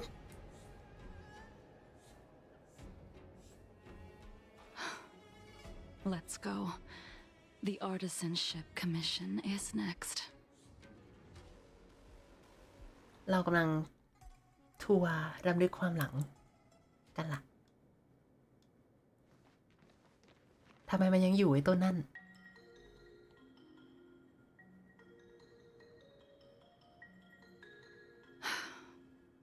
Since the Arbor's resurrection, the land has been crawling with abominations. Even the Artisanship Commission's prized creation furnace is hanging on by a thread. The crisis happened too suddenly. All the craftsmen and apprentices fled. Only a single master craftsman was left to hold the line until reinforcements เหลือ arrived. แค่จานคนหนึ่งคอยคุ้มกัน That's ที่ how นี่ the อยู่ creation furnace was คนนั้นช่วย saved. เราเจอในเควสอะเขาชื่ออะไรนะกงชูสักอย่างปะ Interesting. Stubborn beyond valuing his own life. That reminds me of an extremely arrogant acquaintance. If he were to see the chaos of the Artisanship Commission today, he would burst into laughter at the เพื่อนผู้แสนท Xianzhou's นงตนคนหนึ่ง incompetence. What's that supposed to mean? What's wrong with saving your own life and waiting for the Cloud Knights to arrive? And yet where were the Cloud Knights when danger was at the door? From what I heard, it was a group of outworlders that came to the rescue. โคตรเสียดสี The Luofu's delves are big places. Besides, some of the troops were deployed to the Yao Qing's campaign. The Cloud Knights were spread thin. It was impossible to guard แต่เรา everyone เดา at ว่า once. เรือหลวงฟูน่าจะเป็นเรือที่ Young อ่อนแอ man, ที่สุด why ณตอน don't นี้ we หรือเปล่า continue our ถ้าเทียบ previous กับเรือลำอื่น contest? เพราะตอนนี้กลายเป็นเรือการค้าด้วย Show ปะ me whether the ถึง sword จะมีคราวนั้นก็ techniques ถือ you แต่ are ว่า so น่าจะไม่ proud of have improved. ไม่ได้อยู่ในโพสิชันพร้อม You รบ just want me to do all เหมือ the น work. แต่ก่อน You แล้ว think I'm gonna grant endless requests for a criminal? You go จะ on ตกเป็น ahead เป้า this อันดับ time. แรกแล้วอยู่ใน We'll สภาพ meet นี้ up ก็ at the ไม่น่าแปลกใจเท่าไหร่ creation furnace. Why did you send him away? เอ้า It is of no importance. But you and I haven't had a decent contest in ages. เราจะประลองกันเหรอ I don't plan on fighting. I'm not asking you to point your spear at me. The moon shines on the truth. Could it be that the abominations here aren't enough to motivate you?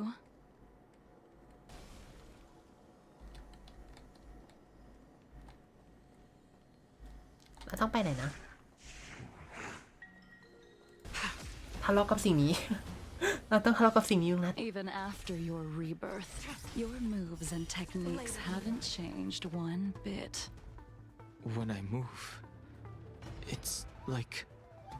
Like you never forgot. เฮ้ยยังพอจำเข้าลางของท่า Can't stop. Can't stop now.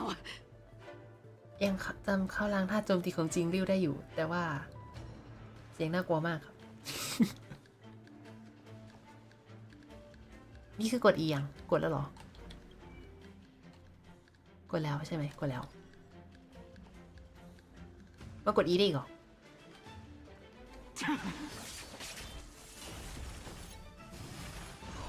จริงริ้วเล่นยังไง Tend your wounds. อย่าเบะ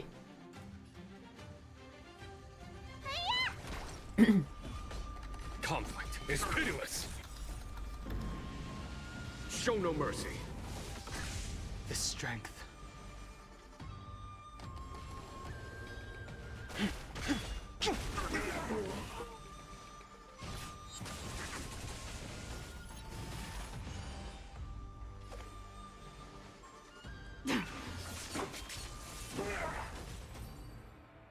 อ๋อไอ้นี่เดี๋ยวนะเขาก็ Come on already. ไม่ได้กดใช้สกิลโดยไม่ต้อง What took เสีย you แต้มหร so อ long this time? เขามีสเต็กค้างไว้ไอ้นี่ใช่ไหม Don't get anxious, Imbibitor Lune. We have all the time in the world. เฮ้ยเรายังมีเวลาเหลือเยอะแยะ จริงเบอมันจะกด V โหตายเรียบ เย็นชิงเก็บหมด The moon shines on the truth. สยะไม่ใช่ The spear still recognizes you as its master. Imbibitor Lune, do you ยัง know จำคนที่สร้างห who อกเล่มนั้น crafted it for you? ให้นายได้ไหม It's been with me ever since my exile. I don't remember when I started wielding An it. endless lifespan is just a bitter wait for insanity. All will be revealed. น่าแต่จำความได้มันก็อยู่ข้างกายเสียแล้ว อุ้ย In lunar flame. Blade of moonlight.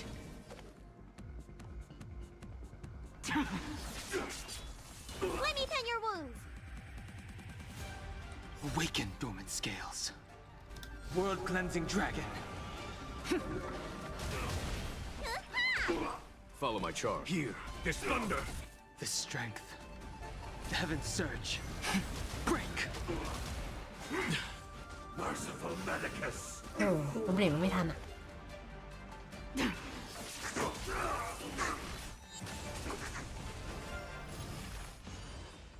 You don't look so good. What's in your สวัสดีครับสวัสดีครับเดี๋ยวนะ Save it for your own skin. There's no time to lose. มันท็อปใช่ไหมอุ้ยเดี๋ยวก่อนชื่อถูกปะเนี่ย ใช่ตอนนั้นสันเป็นเพกาซัสแต่ไม่ใช่โหขอโทษ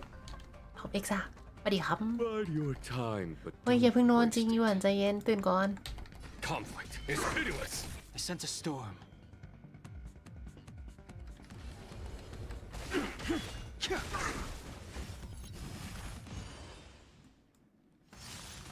ตะวันแค่เกิดรู้แล้วลืมชื่อหลานคนอีกทีเราจะโดนตีแล้ว Try harder. All will be revealed อุ้ย in lunar พยายาม flame. มากกว่านี้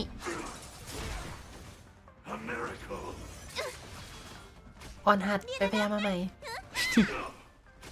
Tedious. Blade of moonlight. จะมีสเต็ปไอ้นี่ใช่ปะกด E ด้วยไม่ใช่สเต็ปเอ้ยไม่ใช่เต้นสกิล Here, this thunder. The strength. จริงหรือสกิลแรงมากครับยิ่งอันตีตอนเปิดตาโคตรแดงใช่ทุกคนบอกเป็นสิ่งเดียวกันจริงริวแรงมาก Show no mercy. ก็คือ MLC รอบนี้ continue to convince yourself that you are ได้จริงริว merely แบก the กันซะส่วนใหญ่ reincarnation of Don หมายถึง Feng คนที่ยัง and ไม่ have nothing เรียบร้อย to หรอก do with บอก his กันเลยว่า sins. จริงริวแบบ And you can keep Go back. insisting that You you will see. have forgotten everything. But you cannot run from combat, Dan Heng.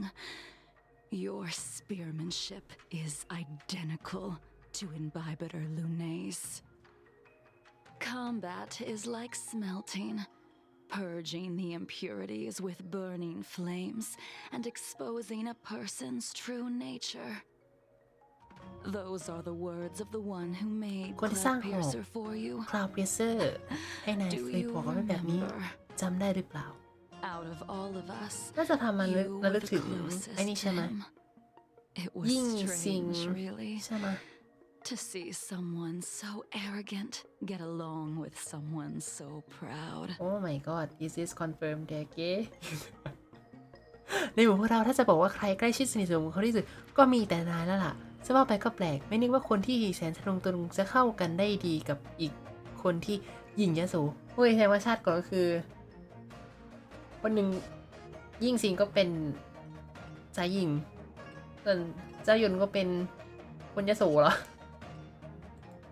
คนทะนงกับคนยโสยิ่งซิงพยายามรื้อฟื้นความทรงจำที่เกี่ยวข้องกับคนนั้นเดี๋ยวนะใส่หรือชื่อมาแล้วใช่ไหมเนี่ยชื่อของคนนั้นปลิวว่อนอยู่ที่เส้นขอบความคิดดุจดั่งใบไม้ที่ล่องลอยกลางสายลมแต่จนแล้วจนเล่าก็ไม่อาจมองเห็นได้ชัดเจน I'd rather leave this world in a blaze than live until the end of time. I will let all of the Xianzhou know that a brief moment of my life is worth more than their long and meaningless lives.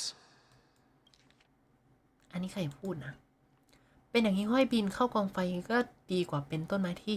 อยู่ยั้งยืนยงฉันจะทำให้ชาวชินโจทุกคนได้รู้ว่าชีวิตอันแสนสั้นของยิ่งซิงยังมีค่ามากกว่าอายุขัยที่ยืนยาวแต่ได้ประโยชน์ของพวกเขาอีกอันนี้จะเป็นเสียงยิ่งซิง ยิ่งซิง ยิ่งซิงยิ่งซิงยิ่งซิงชอช้างหรือซอโซ่เราจะเอาอังกฤษเป็นเล็กก็ไม่ได้หรือปะ ยิ่งซิง ชอช้างใช่เหรอได้ไปเปิด แต่เปิด Google Translate หนึ่ง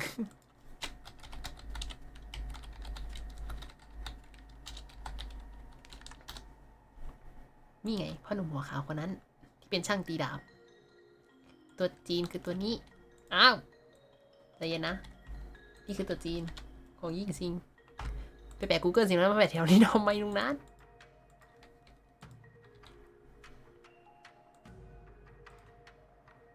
เฮ้ยชอช้างจริงด้วยยิ่งซิงอ่ะยิ่งซิงก็ยิ่งซิง You still remember his name. When he was but a child, he swore to take revenge on the abominations. เป็นเผ่าพันธุ์ That's อายุ what ไขสั้น drove him to travel across the stars to ที่น่าจะ Xianzhou โดน to receive รูปยามังก training. รอะไรนะ When I first met มังกร him, โผนทะเลสัก he อย่างนั่น wasn't น่ะ even as เหมือน tall as ด็ my อกเตอร์ sword. ตดคนนั้น He was boasting about ด็อกเตอร์ทอด mastering all ยัง the เรียกเขาว่า crafts เขา of the ยังเรียกเขาว่าตดสิ artisanship mission by the time he มัน was ทำให้ 100 years old. อาจารย์ส The มิธ little brat แบ็กส was มิธ no less ช่างตีดาบสุด arrogant เก่า than แก่ the ผมหมวกคนนั้น high กลับคืนสู่วัยเยาว์และสูญเสียความ elder. แรงทั้งหมด At ไป first, I เป็นอาการ wasn't ผล too ข้างเคียง fond of his defiant แล้วก็เริ่ม nature. But when ต้ we น met again, He was able ชีวิ to ต craft อายุยื weapons น that astonished the master เหมือนชาว craftsmen. ชินจู He even snatched the Artisanship Commission title of Furnace Master. Unfortunately, the Alliance would never allow a short-life species to run the Artisanship Commission. อ๋อ He was only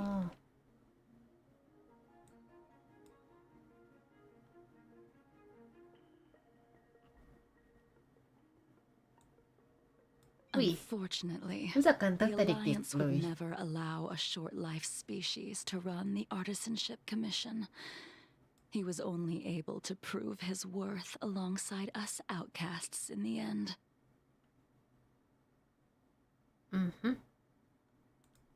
Able to prove his worth alongside us outcasts in the end.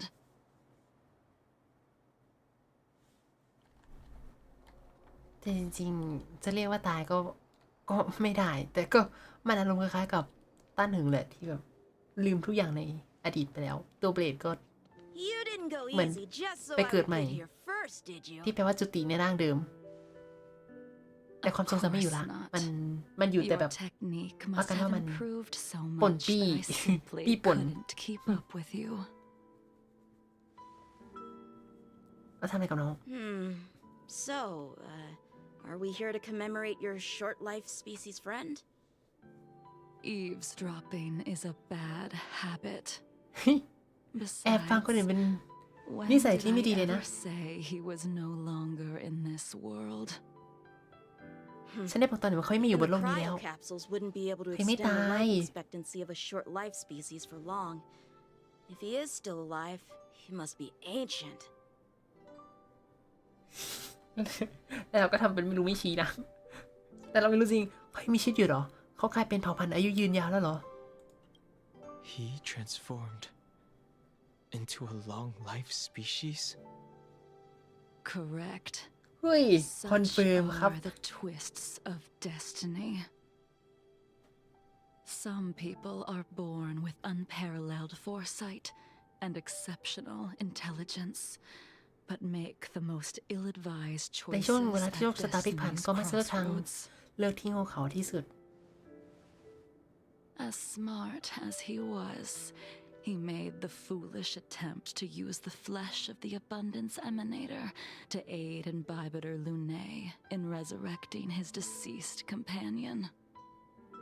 His stupidity turned him into a monster, cursed with immortality. His soul was shattered and became the evil that he hated most. The irony.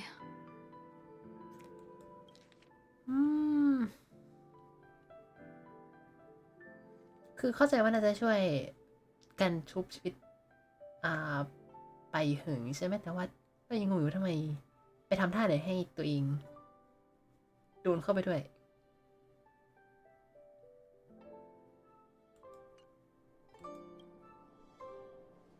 For an old friend, you don't seem to have that much pity. I gave him a second chance. Does that not count?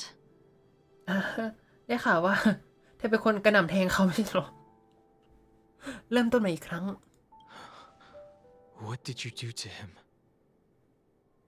He should have been eternally jailed in the shackling prison for his crimes. But I gave him a different kind of freedom.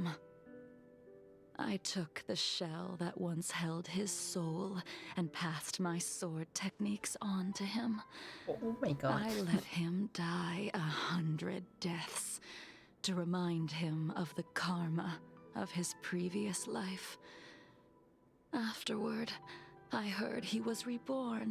and even gave himself a name. คอนเฟิร์มแล้วจริง โดนกระหน่ำแทง นั่นเรียกว่าอิสระของที่นี่วะ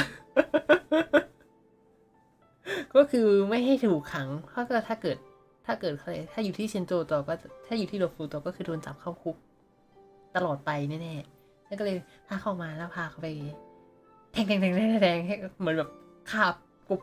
ปกปิดตัวตนปะแล้วก็แบบมันทำให้ส่งผลต่อไอ้นี่ปะความทรงจำสักอย่างของเบลดแล้วเบลดก็เลยแบบเป็นบ้าไปเลย จำอะไร We've ของเรื่อง idled เก่า too ๆไม่ long. ปฏิปต่อไม่ได้เลย Let's head to the alchemy เหมือน commission. มันเขาบอกว่าเหมือนมันจะจำได้นะแต่ว่า มันจำได้แค่บางเรื่อง แล้วมันก็แบบปฏิปต่ออะไรไม่ได้โอ้พี่ไม่พูดมาเลยล่ะ จานย่าไม่พูดมาเลยว่าคนนั้นคือเบลดอ่ะตัดไปที่ฝั่งในคน As a follower of the Rainbow Arbiter, you have witnessed the catastrophe brought upon by the plague's author, General. Living beings turning into undying monsters, eventually used as sacrifices to the abundance.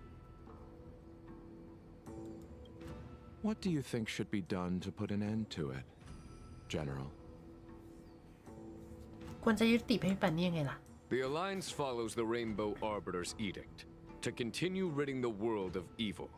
so that one day Yaoshi might be vanquished and the cycle of life and death restored. Under the auspices of the Rainbow Arbiter, the faithful Cloud Knights continue the hunt. Their devotion and sacrifices are indeed commendable, but their devotedness has made them close-minded. Take me, for example. My powers originate from the abundance, yet my goals are aligned with the Alliance. The Hunt is not the only faction in the universe that wants Yaoshi dead. It is natural for short-life species to yearn for immortality. That is expected of any intelligent life form. To want to eliminate these thoughts would be equivalent to killing an eon. Such a goal is so impossible as to be laughable, to be honest. So, in order to sever Yaoshi's curse, one must look to the source for a different solution. ก็คือ Your master happened upon a revelation and returned from the Mara. She has traveled many worlds and discovered a solution. I'm listening. I apologize, General. I'm afraid the next move will have to be made on the Shu Ling. ชูหลิง เรือลำไหนนะ As I expected. Your surrender is just the next step in your scheme. You wish to avail yourself of the Ten Lords' decree to enter Shu Ling and stand before the 6 generals, even the marshal. That is your true agenda. อุ๊ยเราจะได้เจอจอมพลหัวแล้ว And the purpose of the contents of your coffin. คอนเทนต์ที่อยู่ในโรงศพนั่นก็คือ You said it yourself. This ไม่ใช่ is เซนรอน beyond จริงเหรอ your ไม่ใช่ control. ดูจากทรงไม่น่าใช่มันน่า It จะเป็น is the law of the Alliance. something else We cannot deviate from it. Splendid, well done. This was a spectacular move. You've changed, Jingyuan. เฮ้ยวันดีเบลดและเป็นมีตติ้งกันเองกันเนี่ย The man I knew would never have admitted he was bested. ไม่เคยยอมรับว่าตัวเองยอบวางหมากพลาด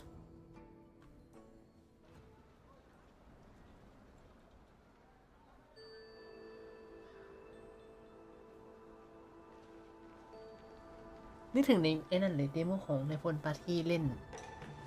หมากกระดานกับ Order's already เย็น been ชิงแล้วก็แบบ restored to แอ the บโกง Alchemy Commission. Why are we here? I heard the healer lady is capable of curing all diseases. I'm here for the same reason anyone would be. For a checkup and consultation.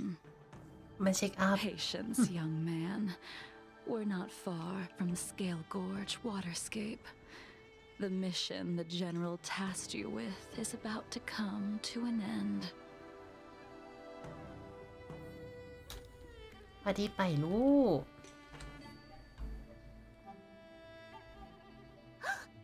Dunhung, what a surprise!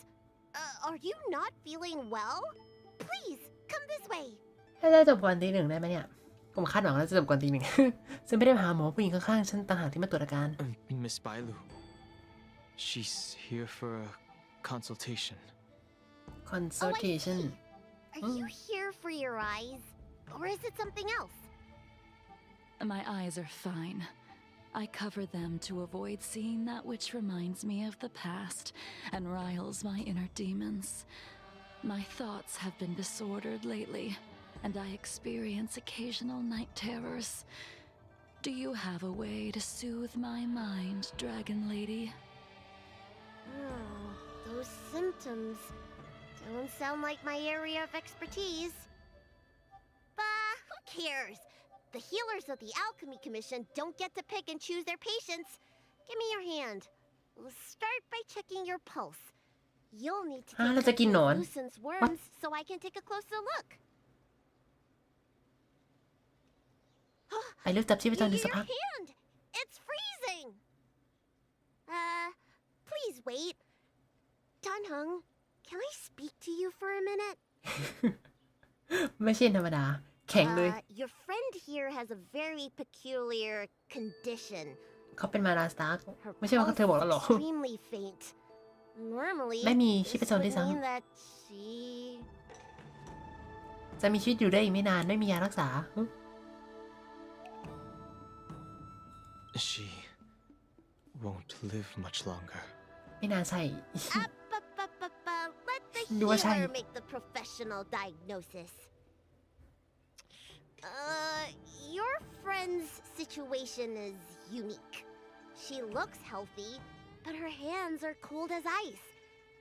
It feels like there's a dark current running and pulsing between her core essay and her veins. บางอย่างกำลังเต้นและไหลเวียนระหว่างเส้นเลือดกับจุดพลัง I've never seen anything like it. With more research, I might be able to make a new entry in the medical records. Can you and your friend come back for follow-up visits? เอ้ามาบ่อยๆไม่ได้เบอต้องปฏิเสธเหรอปฏิเสธแบบว่าปฏิเสธแบบตรงๆ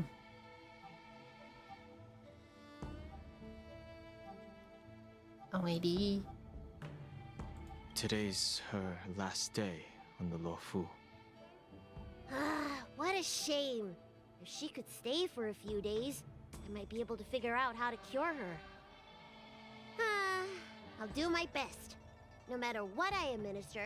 she's gonna need to drink a ton of warm water from this point on. อาจารย์เลยเหรอ Come with me. I'll prescribe her some soul-returning vitality infusion. It won't cure her, but I'll... Wait, where did my big medicine box go? I'm sorry. Ever since the disciples of Sanctus Medicus were expelled, things have been a mess around here. Dunhung, you mind coming with me to retrieve my medicine? I could use your skills. Are you in trouble, Dragon Lady? I'll come along as well. โอ้ไปกันหมดเลย No. No trouble at all. It's no Iluzan. bother. A little walk will do me good. งั้นก็ได้ไปอยู่ดี อยากรู้จังสองคนนี้เขาเป็น I can smell the herb. อะไรกันมากน้อยแค่ไหน It's around here somewhere. Hey!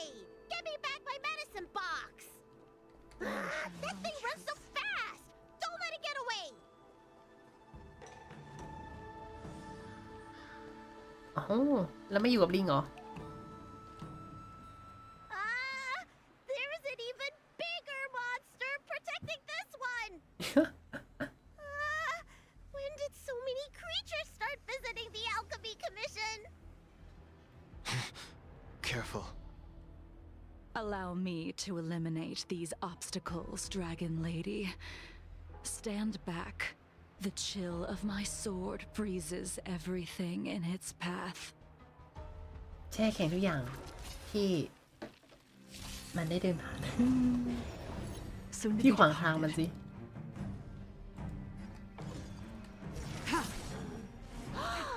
So this is why your hands are so cold! เฮ้ยพอพี่จับดาบเย็นมือพี่ได้เย็นแล้ว แบบนี้ก็ได้เหรอ There's no time to lose. Conflict is pitiless.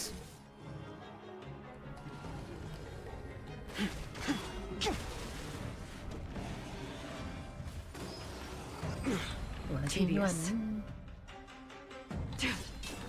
All will This be cold revealed. isn't something normal flesh could withstand.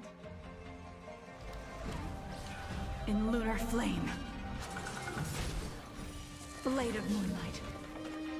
อ๋อนี่เริ่มหักเลือดแล้วใช่ไหม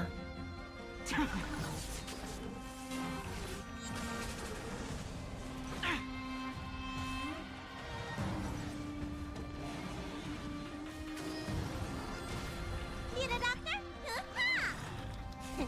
What's in your prescription? Save it for your own skin. Awaken, dormant world-cleansing dragon.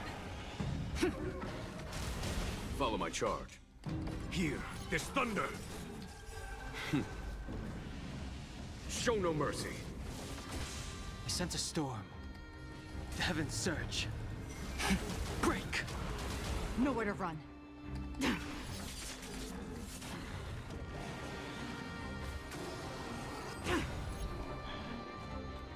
All will be revealed in lunar flame. Let me tend your wounds.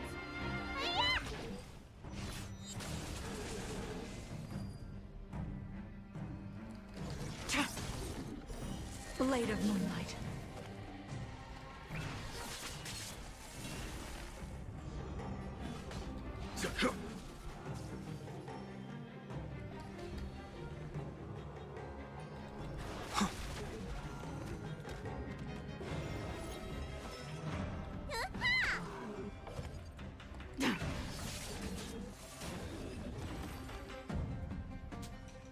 สวัสดีค่ะคุณนั่น Alright. สวัสดีครับคุณชาวี Let วัน me make sure สวัสดีครับ nothing's อุ้ย missing. นี่มาดึกจัง ไม่หมายถึงกับผมมาดึกทุกคนเลยมาดึก Calming valerian สวัสดีรับดึกครับ and strengthening infusions are here. Let's head back. Never make a patient wait too long. อุ้ยแต่จริงๆวันนี้ผมจะเล่นเกมยาวๆจนเดี๋ยวจบเกมจบร่างนาเราเล่นเกมชินต่อด้วย Apologies again for the delay. This prescription won't cure you, but it will nourish your body and calm your mind. Very well. ขอต้อนรับสู่เควสตามจิงเลี้ยวเสียงยิงใช่แล้ว is inevitable, even with the best ผม doctors. ได้ยินว่าเสียงยิงของ You're Jingliuนั่นคือ I don't ของ see ดี the symptoms in you at all. What with the incident on the Lawfu, I've treated a number of Mara-stricken patients recently. They all presented with signs of incoherence, delirium, or frightening physical mutations. You don't seem to have any of that. I made a deal that allowed me to retain what life I had left in me. I may be sane, but one thing is certain. My mind is already at its limit. อุ้ย And เจสัน yet, มาถึงขีดจำกัด I แล้ว still have many unfulfilled wishes and plenty of unfinished business. I see. มีความแค้นที่ยังไม่ได้สา So สาง you've learned to live with your illness. I can't help much with issues of the spirit, but the medical records do mention that calming the mind is a way to heal the body. If you're able to forget about the past, there might be a chance for your symptoms to regress. Really? How unfortunate. My hatred overshadows my other emotions. I chose to hold on to it, to embrace it, and to use it to maintain my existence. คว้าจับความแค้นเอาไว้ให้ตัวเอง All มีส I ติอยู่ have left are the sword in my hand and my hatred of the past.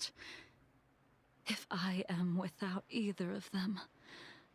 I would fall into an empty เฮ้ยจริง void. เหรอเธอก็ยังดูจำเรื่องทุกอย่างได้นะ Thank you for your advice, Dragon Lady.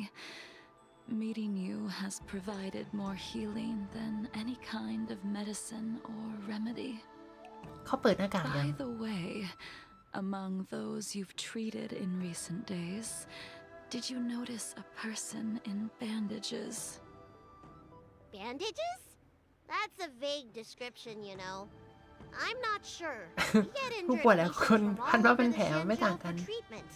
And the number of injuries we see has skyrocketed since the Ambrosia Arbor crisis. จานเอาแมวคาบดาบไปก่อนไหมจะได้ไม่เล่า Person I'm inquiring จ about ริงๆอาจารย์ is น่าจะอยากได้มังก tall, รตัวนี้กลับบ้าน with a serious expression. He also carries a crude sword with him at all times. Have you seen แต่ someone น่าจะอยาก like ได้สาว that ฟ็อกเซียนคนหนึ่งกลับบ้าน dragon lady? แต่ตอนนี้กลายเป็นดากอนเลดี้ไปแล้ว Oh, yes! Someone came by today that matches that description. He must have suffered some kind of sword wound. He had a strong scent of blood. Though, from the way he behaved, it must have been fairly minor. He didn't even take the medicine I prescribed. มีกลิ่นเลือด ชัดเจน He's probably ยาก็ไม่เท looking ค for a different kind of medicine. Well then, it would seem that everything is in place. Let's go meet our old friend.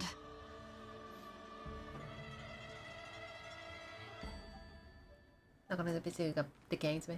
แต่แมวที่เราลงงานไปเขามีเจ้าของแล้วนี่สิวิอ๋อมีแฟนอาร์ตใช่ไหมแฟนอาร์ตแม่จริงที่เหรอ Take this man away. This does not วิ involve แคเล็ก him. เนี่ยขอบคุณน้ Yancheng, ำอะไรท่านนายพลวันหลานลิซ่า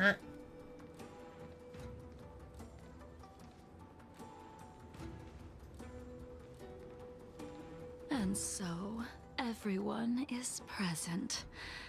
I never thought the High Cloud Quintet would be able to gather again in วิ the same แต่น้อง place ไปรู้ไม่ได้มาด้ว after ย hundreds of years.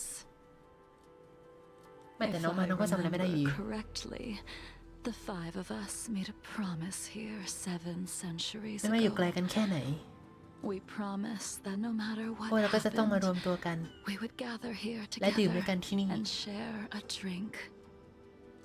How sad that Scale Gorge waterscape remains empty while the world continues to turn. Some of us have been reborn, while others were denied death.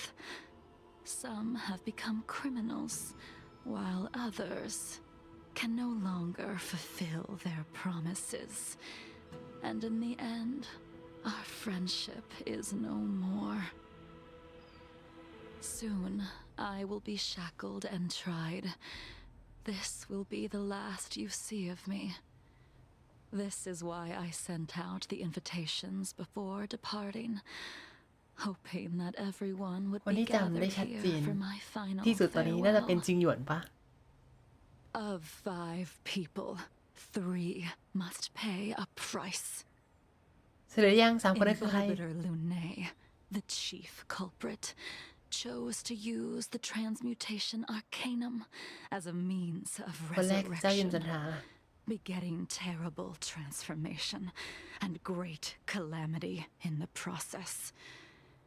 เองน่า He เป็นมังกร dishonored the name of คืน the ร่าง fallen. ไปหึง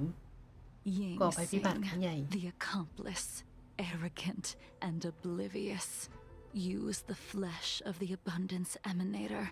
to assist Imbibitor Ying Lunae Sing. in his evil. คนตีดาบ He fell, becoming ครอบครอง an เนื้อ immortal abomination. เลือดเนื้อจากผู้ทรงสรรค์แห่งเฟื่องฟูช่วยเจ้าเย็นจันทราคืนชีพ As for Jingliu, the และก็จิงลิว sinner, she succumbed to Mara, slaughtered her people, and ตรงเป๊ะ abandoned สาม her คนนี้ oath. เหลือจะเชื่อแต่สงสัยเคสยิ่งซิงมากว่าทำท่าไหนให้ตัวเองแบบ ได้กลายเป็นเผ่าพันธุ์อายุยืน กินยาเข้าไปได้ยังไงกัน งงมากจนกลายเป็นเบส Now it is time we pay for what we have done. นั่นไง ให้ Done จิงหยวนส่งเข้าคุกเหรอ ก็ไม่ได้ You ปะ can never escape the shadow of Imbibitor Lunae. He is your origin, and his sins will accompany you in your path forward until you meet your eventual doom. Blade, what a fitting name. In the remainder of your infinite life, you will experience only murder and your own death, all the while pleading for a place to rest. This ฉัน is ปาด the เทียนได้อยู่ทุกวัน only ฉันก็ way ไม่ you ตาย are ฉันเศร้า able มา to ก relinquish เบลดไม่ได้กล่าวไว้ Yinxing's แต่ก็น่า regrets. จะรู้สึกแบบนั้น And I will face the punishment of the Alliance and suffer an eternal punishment before paying an even worse price. That ฉัน is เศร้า the นะ only แต่ way พอ to พันอายุ keep ยืน the ที่แบบ memory of การ the ตายไม่ใช่จุด pain จบทุก of อย่าง the past และต้องชดใช้ something from fading ตลอดไป away. High Cloud Quintet, it is time to say goodbye. พูดคุยกับจิงลิ่วและจิงหยวน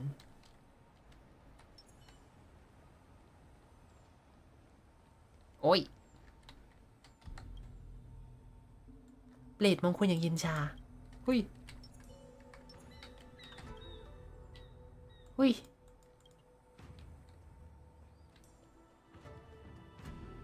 ผมหนาวเขามองผมอย่างเย็นชา ตัวเท่านี้ มองไรไม่เคยเห็นคนตัวใหญ่เหรอ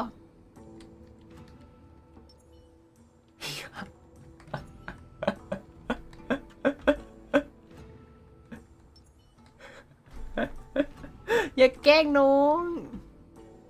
ถูก A wineless gathering, accompanied by only sadness and bitterness. What a depressing reunion. อย่ายิ้มจริงหยวน Jingliu, เอาเหล้าออกมา is it not time you อุ้ย sent ไม่ me to เรา the มีแต่ shilling? ยาคุ The laws of the Alliance cannot be subject to change. Unfortunately, your next stop will be the Yuchi. I reported everything to the Marshal, and the Seer strategist just so happened to take an interest in the case. They set up a Seer Deca-light strategist. reflection barrier in hopes of meeting the two of ทำ you ไมได้กลิ่นว่าจะเป็น before. วันหยุดเทเลสาวะ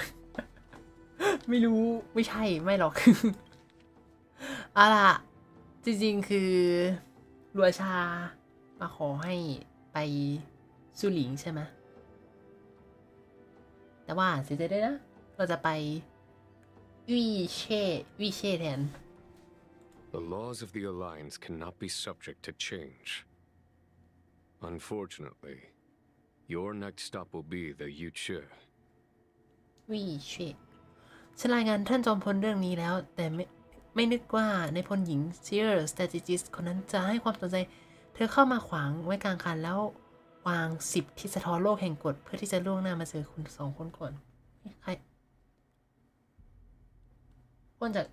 วี่เช่จะมาเหรอหรือเขามาจากชูหลิงเขาเป็นใครและพลหญิงคนนั้นเป็นใครเข้ามาจากเรือไหนที่เป็นเรือทำไมเรากลับไปดูทีเซอร์แนะนำเชียนโจใหม่อีกทีดีไหม Jingliu, you อัน haven't ที่มี changed at all. มันต้องเป็นอันที่มีนั่นแน่เลย Always trying to อันที่มี destroy the plans ไอ of ที่หน้าตาเหมือน others. เครื่องมือทางดาราศาสตร์นั่น But in the end, whether it be you, me, the Cloud Knights, or the generals of the Rainbow Arbiter, we are all just pawns in a game of เส้น the เหนือที่จะเดิน gods. บนเส้นทางของตัวหมาที่ถูก I กำ am หนดไปแล้ว sick and tired of treading on a predetermined path. No matter, I will deviate if you insist. But this does not change how things will end. Ultimately, I will stand on the side of victory. Then I shall see this gamble through. Wait. Jingliu, before you leave, you still owe me my due. I have tried. Besides inflicting more wounds on your body, there is nothing else I can do for you. The immortality that you possess is not something that can be dealt with so easily. I am sure Destiny's Slave already told you that the swords of mortals are incapable of killing someone with the flesh of an emanator. He did. But you still owe me the attempt. ก็คือไม่ได้ให้เธอฆ่าแต่ติดค้างอะไรอีกนะ ทำไมทำหน้าเหมือนรู้อะไรจริงอยู่อัน I taught you the way of the sword. I am uninterested in drawing my blade against someone who does not long for life, who wants only to be slaughtered. You will only draw against an opponent. Jingliu, allow me to repay you for your teachings. Savor the moment. I will deliver you a brief moment of death. ให้สัมผัสความตายได้แป๊บหนึ่ง We were here once, ว้าวภาษีละ 700 years ago. Laughing, sparring, and thinking about the future. Their faces still linger before my eyes, like a bygone dream.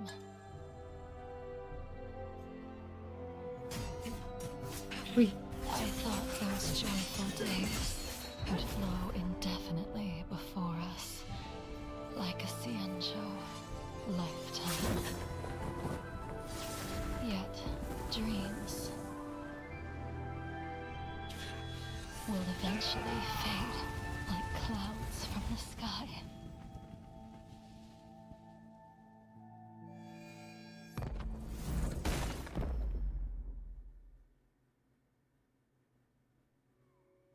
A familiar feeling. Almost as if we've returned to my ไม่ไป first สอน sword ดาบ lesson. กันท่าไหนเนี่ย You used the sword Insing crafted, and pierced, sliced, and impaled me time and time มันไม่ again. ใช่ดาบของยิ่งซิงที่ตีให้ไม่ได้ใช้ The น้ำแข็งที่ swordplay คราฟขึ้นมาเอง used to slay our enemies of old is still engraved on this เสียงฟ้า despicable ผ่าเขาปะ shell.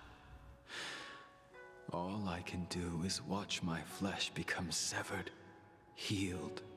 and restored. It's as if they're saying,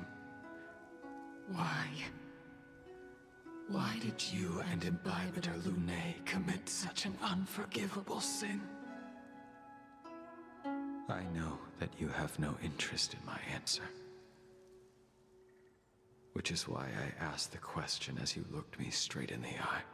เรียกว่าพอตอนนั้นยิ่งซิงก็กำลังจะ I've ตายเหมือนกัน asked myself that same question ก็เลยต้องกิน infinite times, ใช่ไหม but was never able to find the answer. ว่าถ้าไม่กินก็จะไม่อยู่ก็ไม่สามารถอยู่ช่วย Why? อิมไปปิเจอ Why ร์ is ดู it นีคืน that ชีพไป only เห็ the น abominations can return time and time อ่ะมัน again? ดูเมกเซละโอเค Why does someone like her have to be buried, burned to ash, and eventually forgotten? Why? In the end, you unleashed the final piercing blow and left both me and the sword in the withered grave. The miraculous thing is that in my brief moment of death, all the pain went away. Like when we drank to drown our sorrows.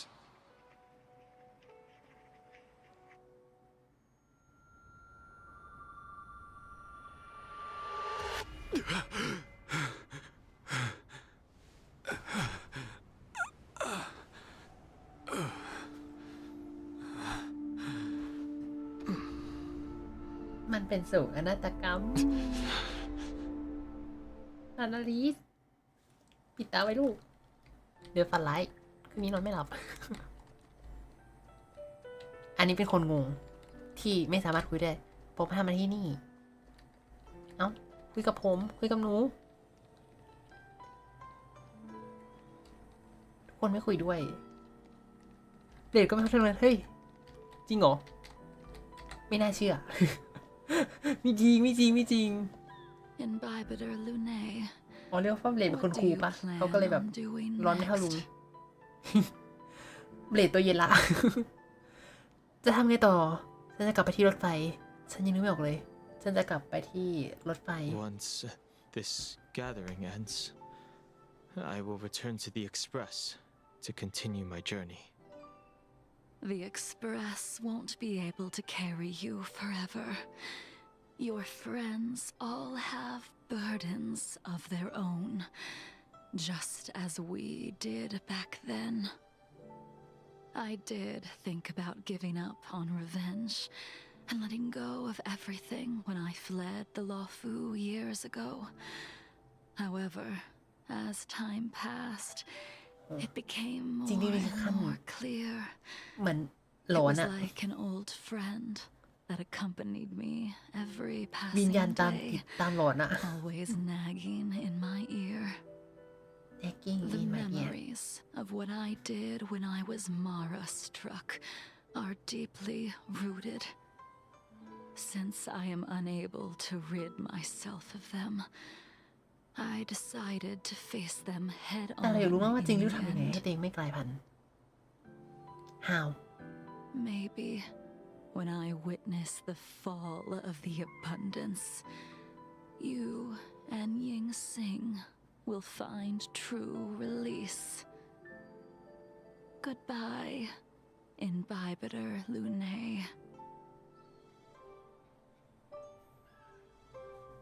เสียงเขาเหมือนคนร้องไห้ตลอดเวลาจริง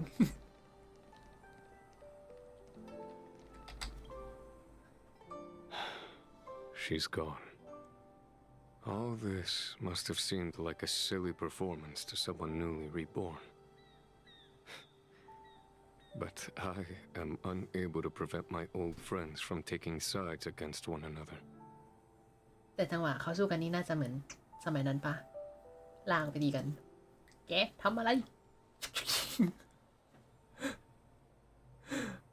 เหลือจะเชื่อซึ่งควรจะรับผิดชอบการกระทำของตั้งเฟิงไหม แต่ไม่รู้ว่าตอนนั้นแต่จริงหยวนน่าจะอยู่ทุกที่อยู่ทุกเวลาจะทำอะไรได้ไหมไม่ได้ เป็นเผ่าพันธุ์อายุยืนที่ไม่ได้สเกลเวอร์วังเท่าเด็กแกงใช่ไหม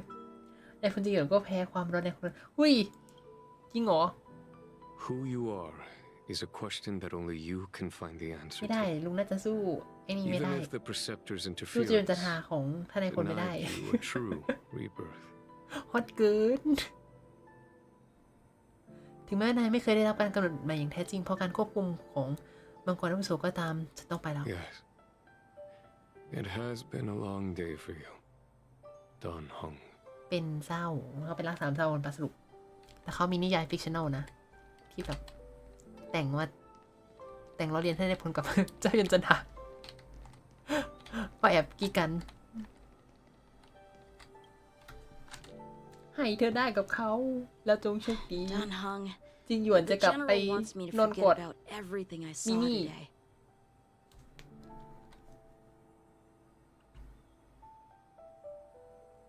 เขาแค่อยากจะปกป้องนายน่ะ I understand. These disputes are far too complicated for me right now.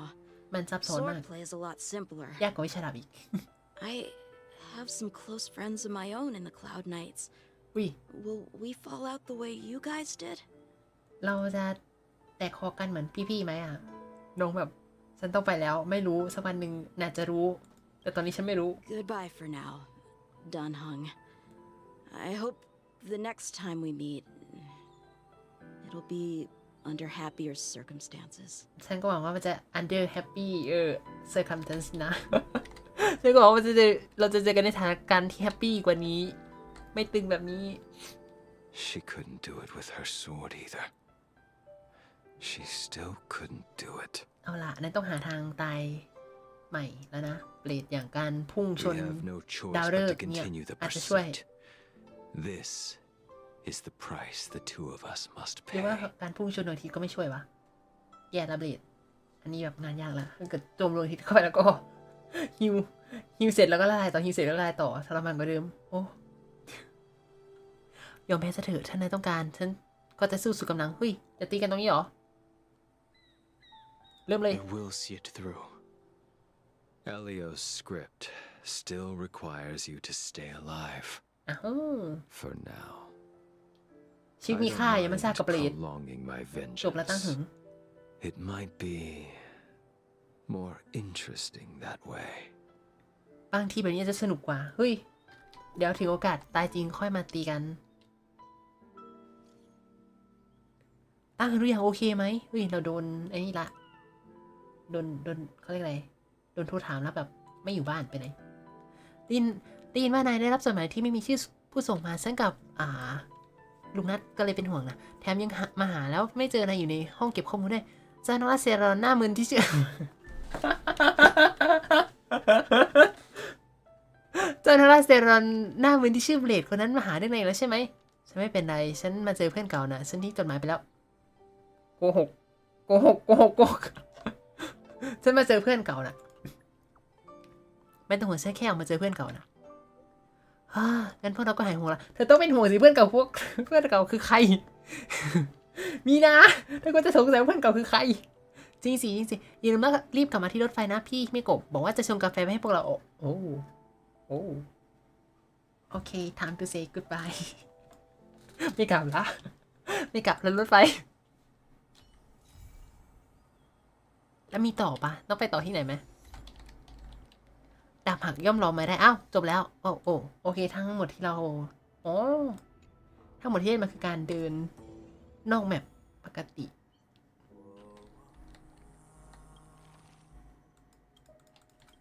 ฉันหนังสือไม่ได้จะมาอ่านหนังสือเราต้องไปไหนต่อปะมีอะไรต่อมะแบบมีตั้งถึงยืนดริงกาแฟกับมีนากับพี่เมโกะปะไม่น่ามีไหนอะกาแฟของฮิเมโกะผมโดนหลอกมันมีแบบส่งท้ายอะไรนิดหนึ่งปะเขาจะไปวีเช่กันไม่ได้จะไปชื่ออะไรนะซูหลิงเหรอตัวอย่างที่เบลดที่โดชากับจิงเรียวอยากให้ไปผมไม่รู้ว่ามันคือเรือลำไหนของเชียนโจมันคือเรือตัดสินโทษเหรอ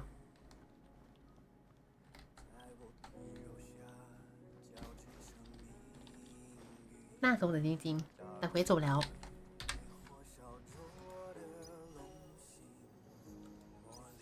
ลุงนัทยังไม่ได้เทสแป๊บนึงก็เดี๋ยวไปเทสนอกสตรีมดาบหักย่อมหลอมใหม่ได้สำเร็จภารกิจเพื่อนำทางเมฆที่ได้ร่องรอยหดหูจัง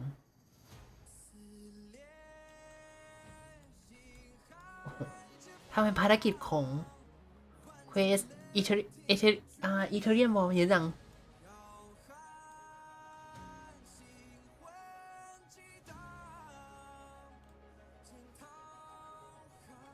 ผมยังไม่ได้เล่นนี่หรอใช่ไม่ได้เล่นก้าวแรกแห่งอนาคตติดตามความคืบหน้าพัฒนาการของเบลบอกอันนี้คืออะไรอ่ะ อันนี้คืออะไรนั่นดิต้องไปเรียนอิตาเลียนบอกใช่ปะถึงจะรู้เดี๋ยวเราจะตัดกันที่ตรงนี้เดี๋ยวผมจะยิงไลฟ์ใหม่ใช่ไหมครับเดี๋ยวยิงไลฟ์เกนชินขอแล้วลงนัดไปตั้งไลฟ์เกนชินแป๊บหนึ่งจะขึ้นไลฟ์กี่โมงลงตีหนึ่งไม่น่าทันอาจจะเป็นตีหนึ่งครึ่งไม่เกินนี้แล้วจะนอนกี่โมงไม่นอนแล้วจังหวะนี้ เดี๋ยวนะเดี๋ยวลุงขึ้นไลฟ์ใหม่เดี๋ยวลุงกลับมาแป๊บหนึ่งยิ้มหายไปไหนรออยู่ตรงนี้แหละลุงไม่เล่นด้วยเดี๋ยวลุงขึ้นไลฟ์ต่อเอาเป็นว่าไลฟ์เกนชินไลฟ์สตาร์เดลรอบหน้า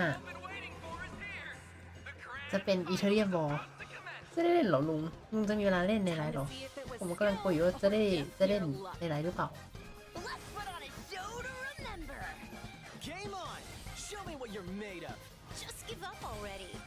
แต่อยากเล่นบนไลฟ์อ่ะมันเป็นอีเวนต์ใหญ่ของแพทโอเคกลับมาเจอกันแล้วเดี๋ยวลงแล้วกลับมาเจอกับเควสกิจกรรมเรานำทาดาของกินชินป้าปูขอผมตั้งไลฟ์แป๊บนึง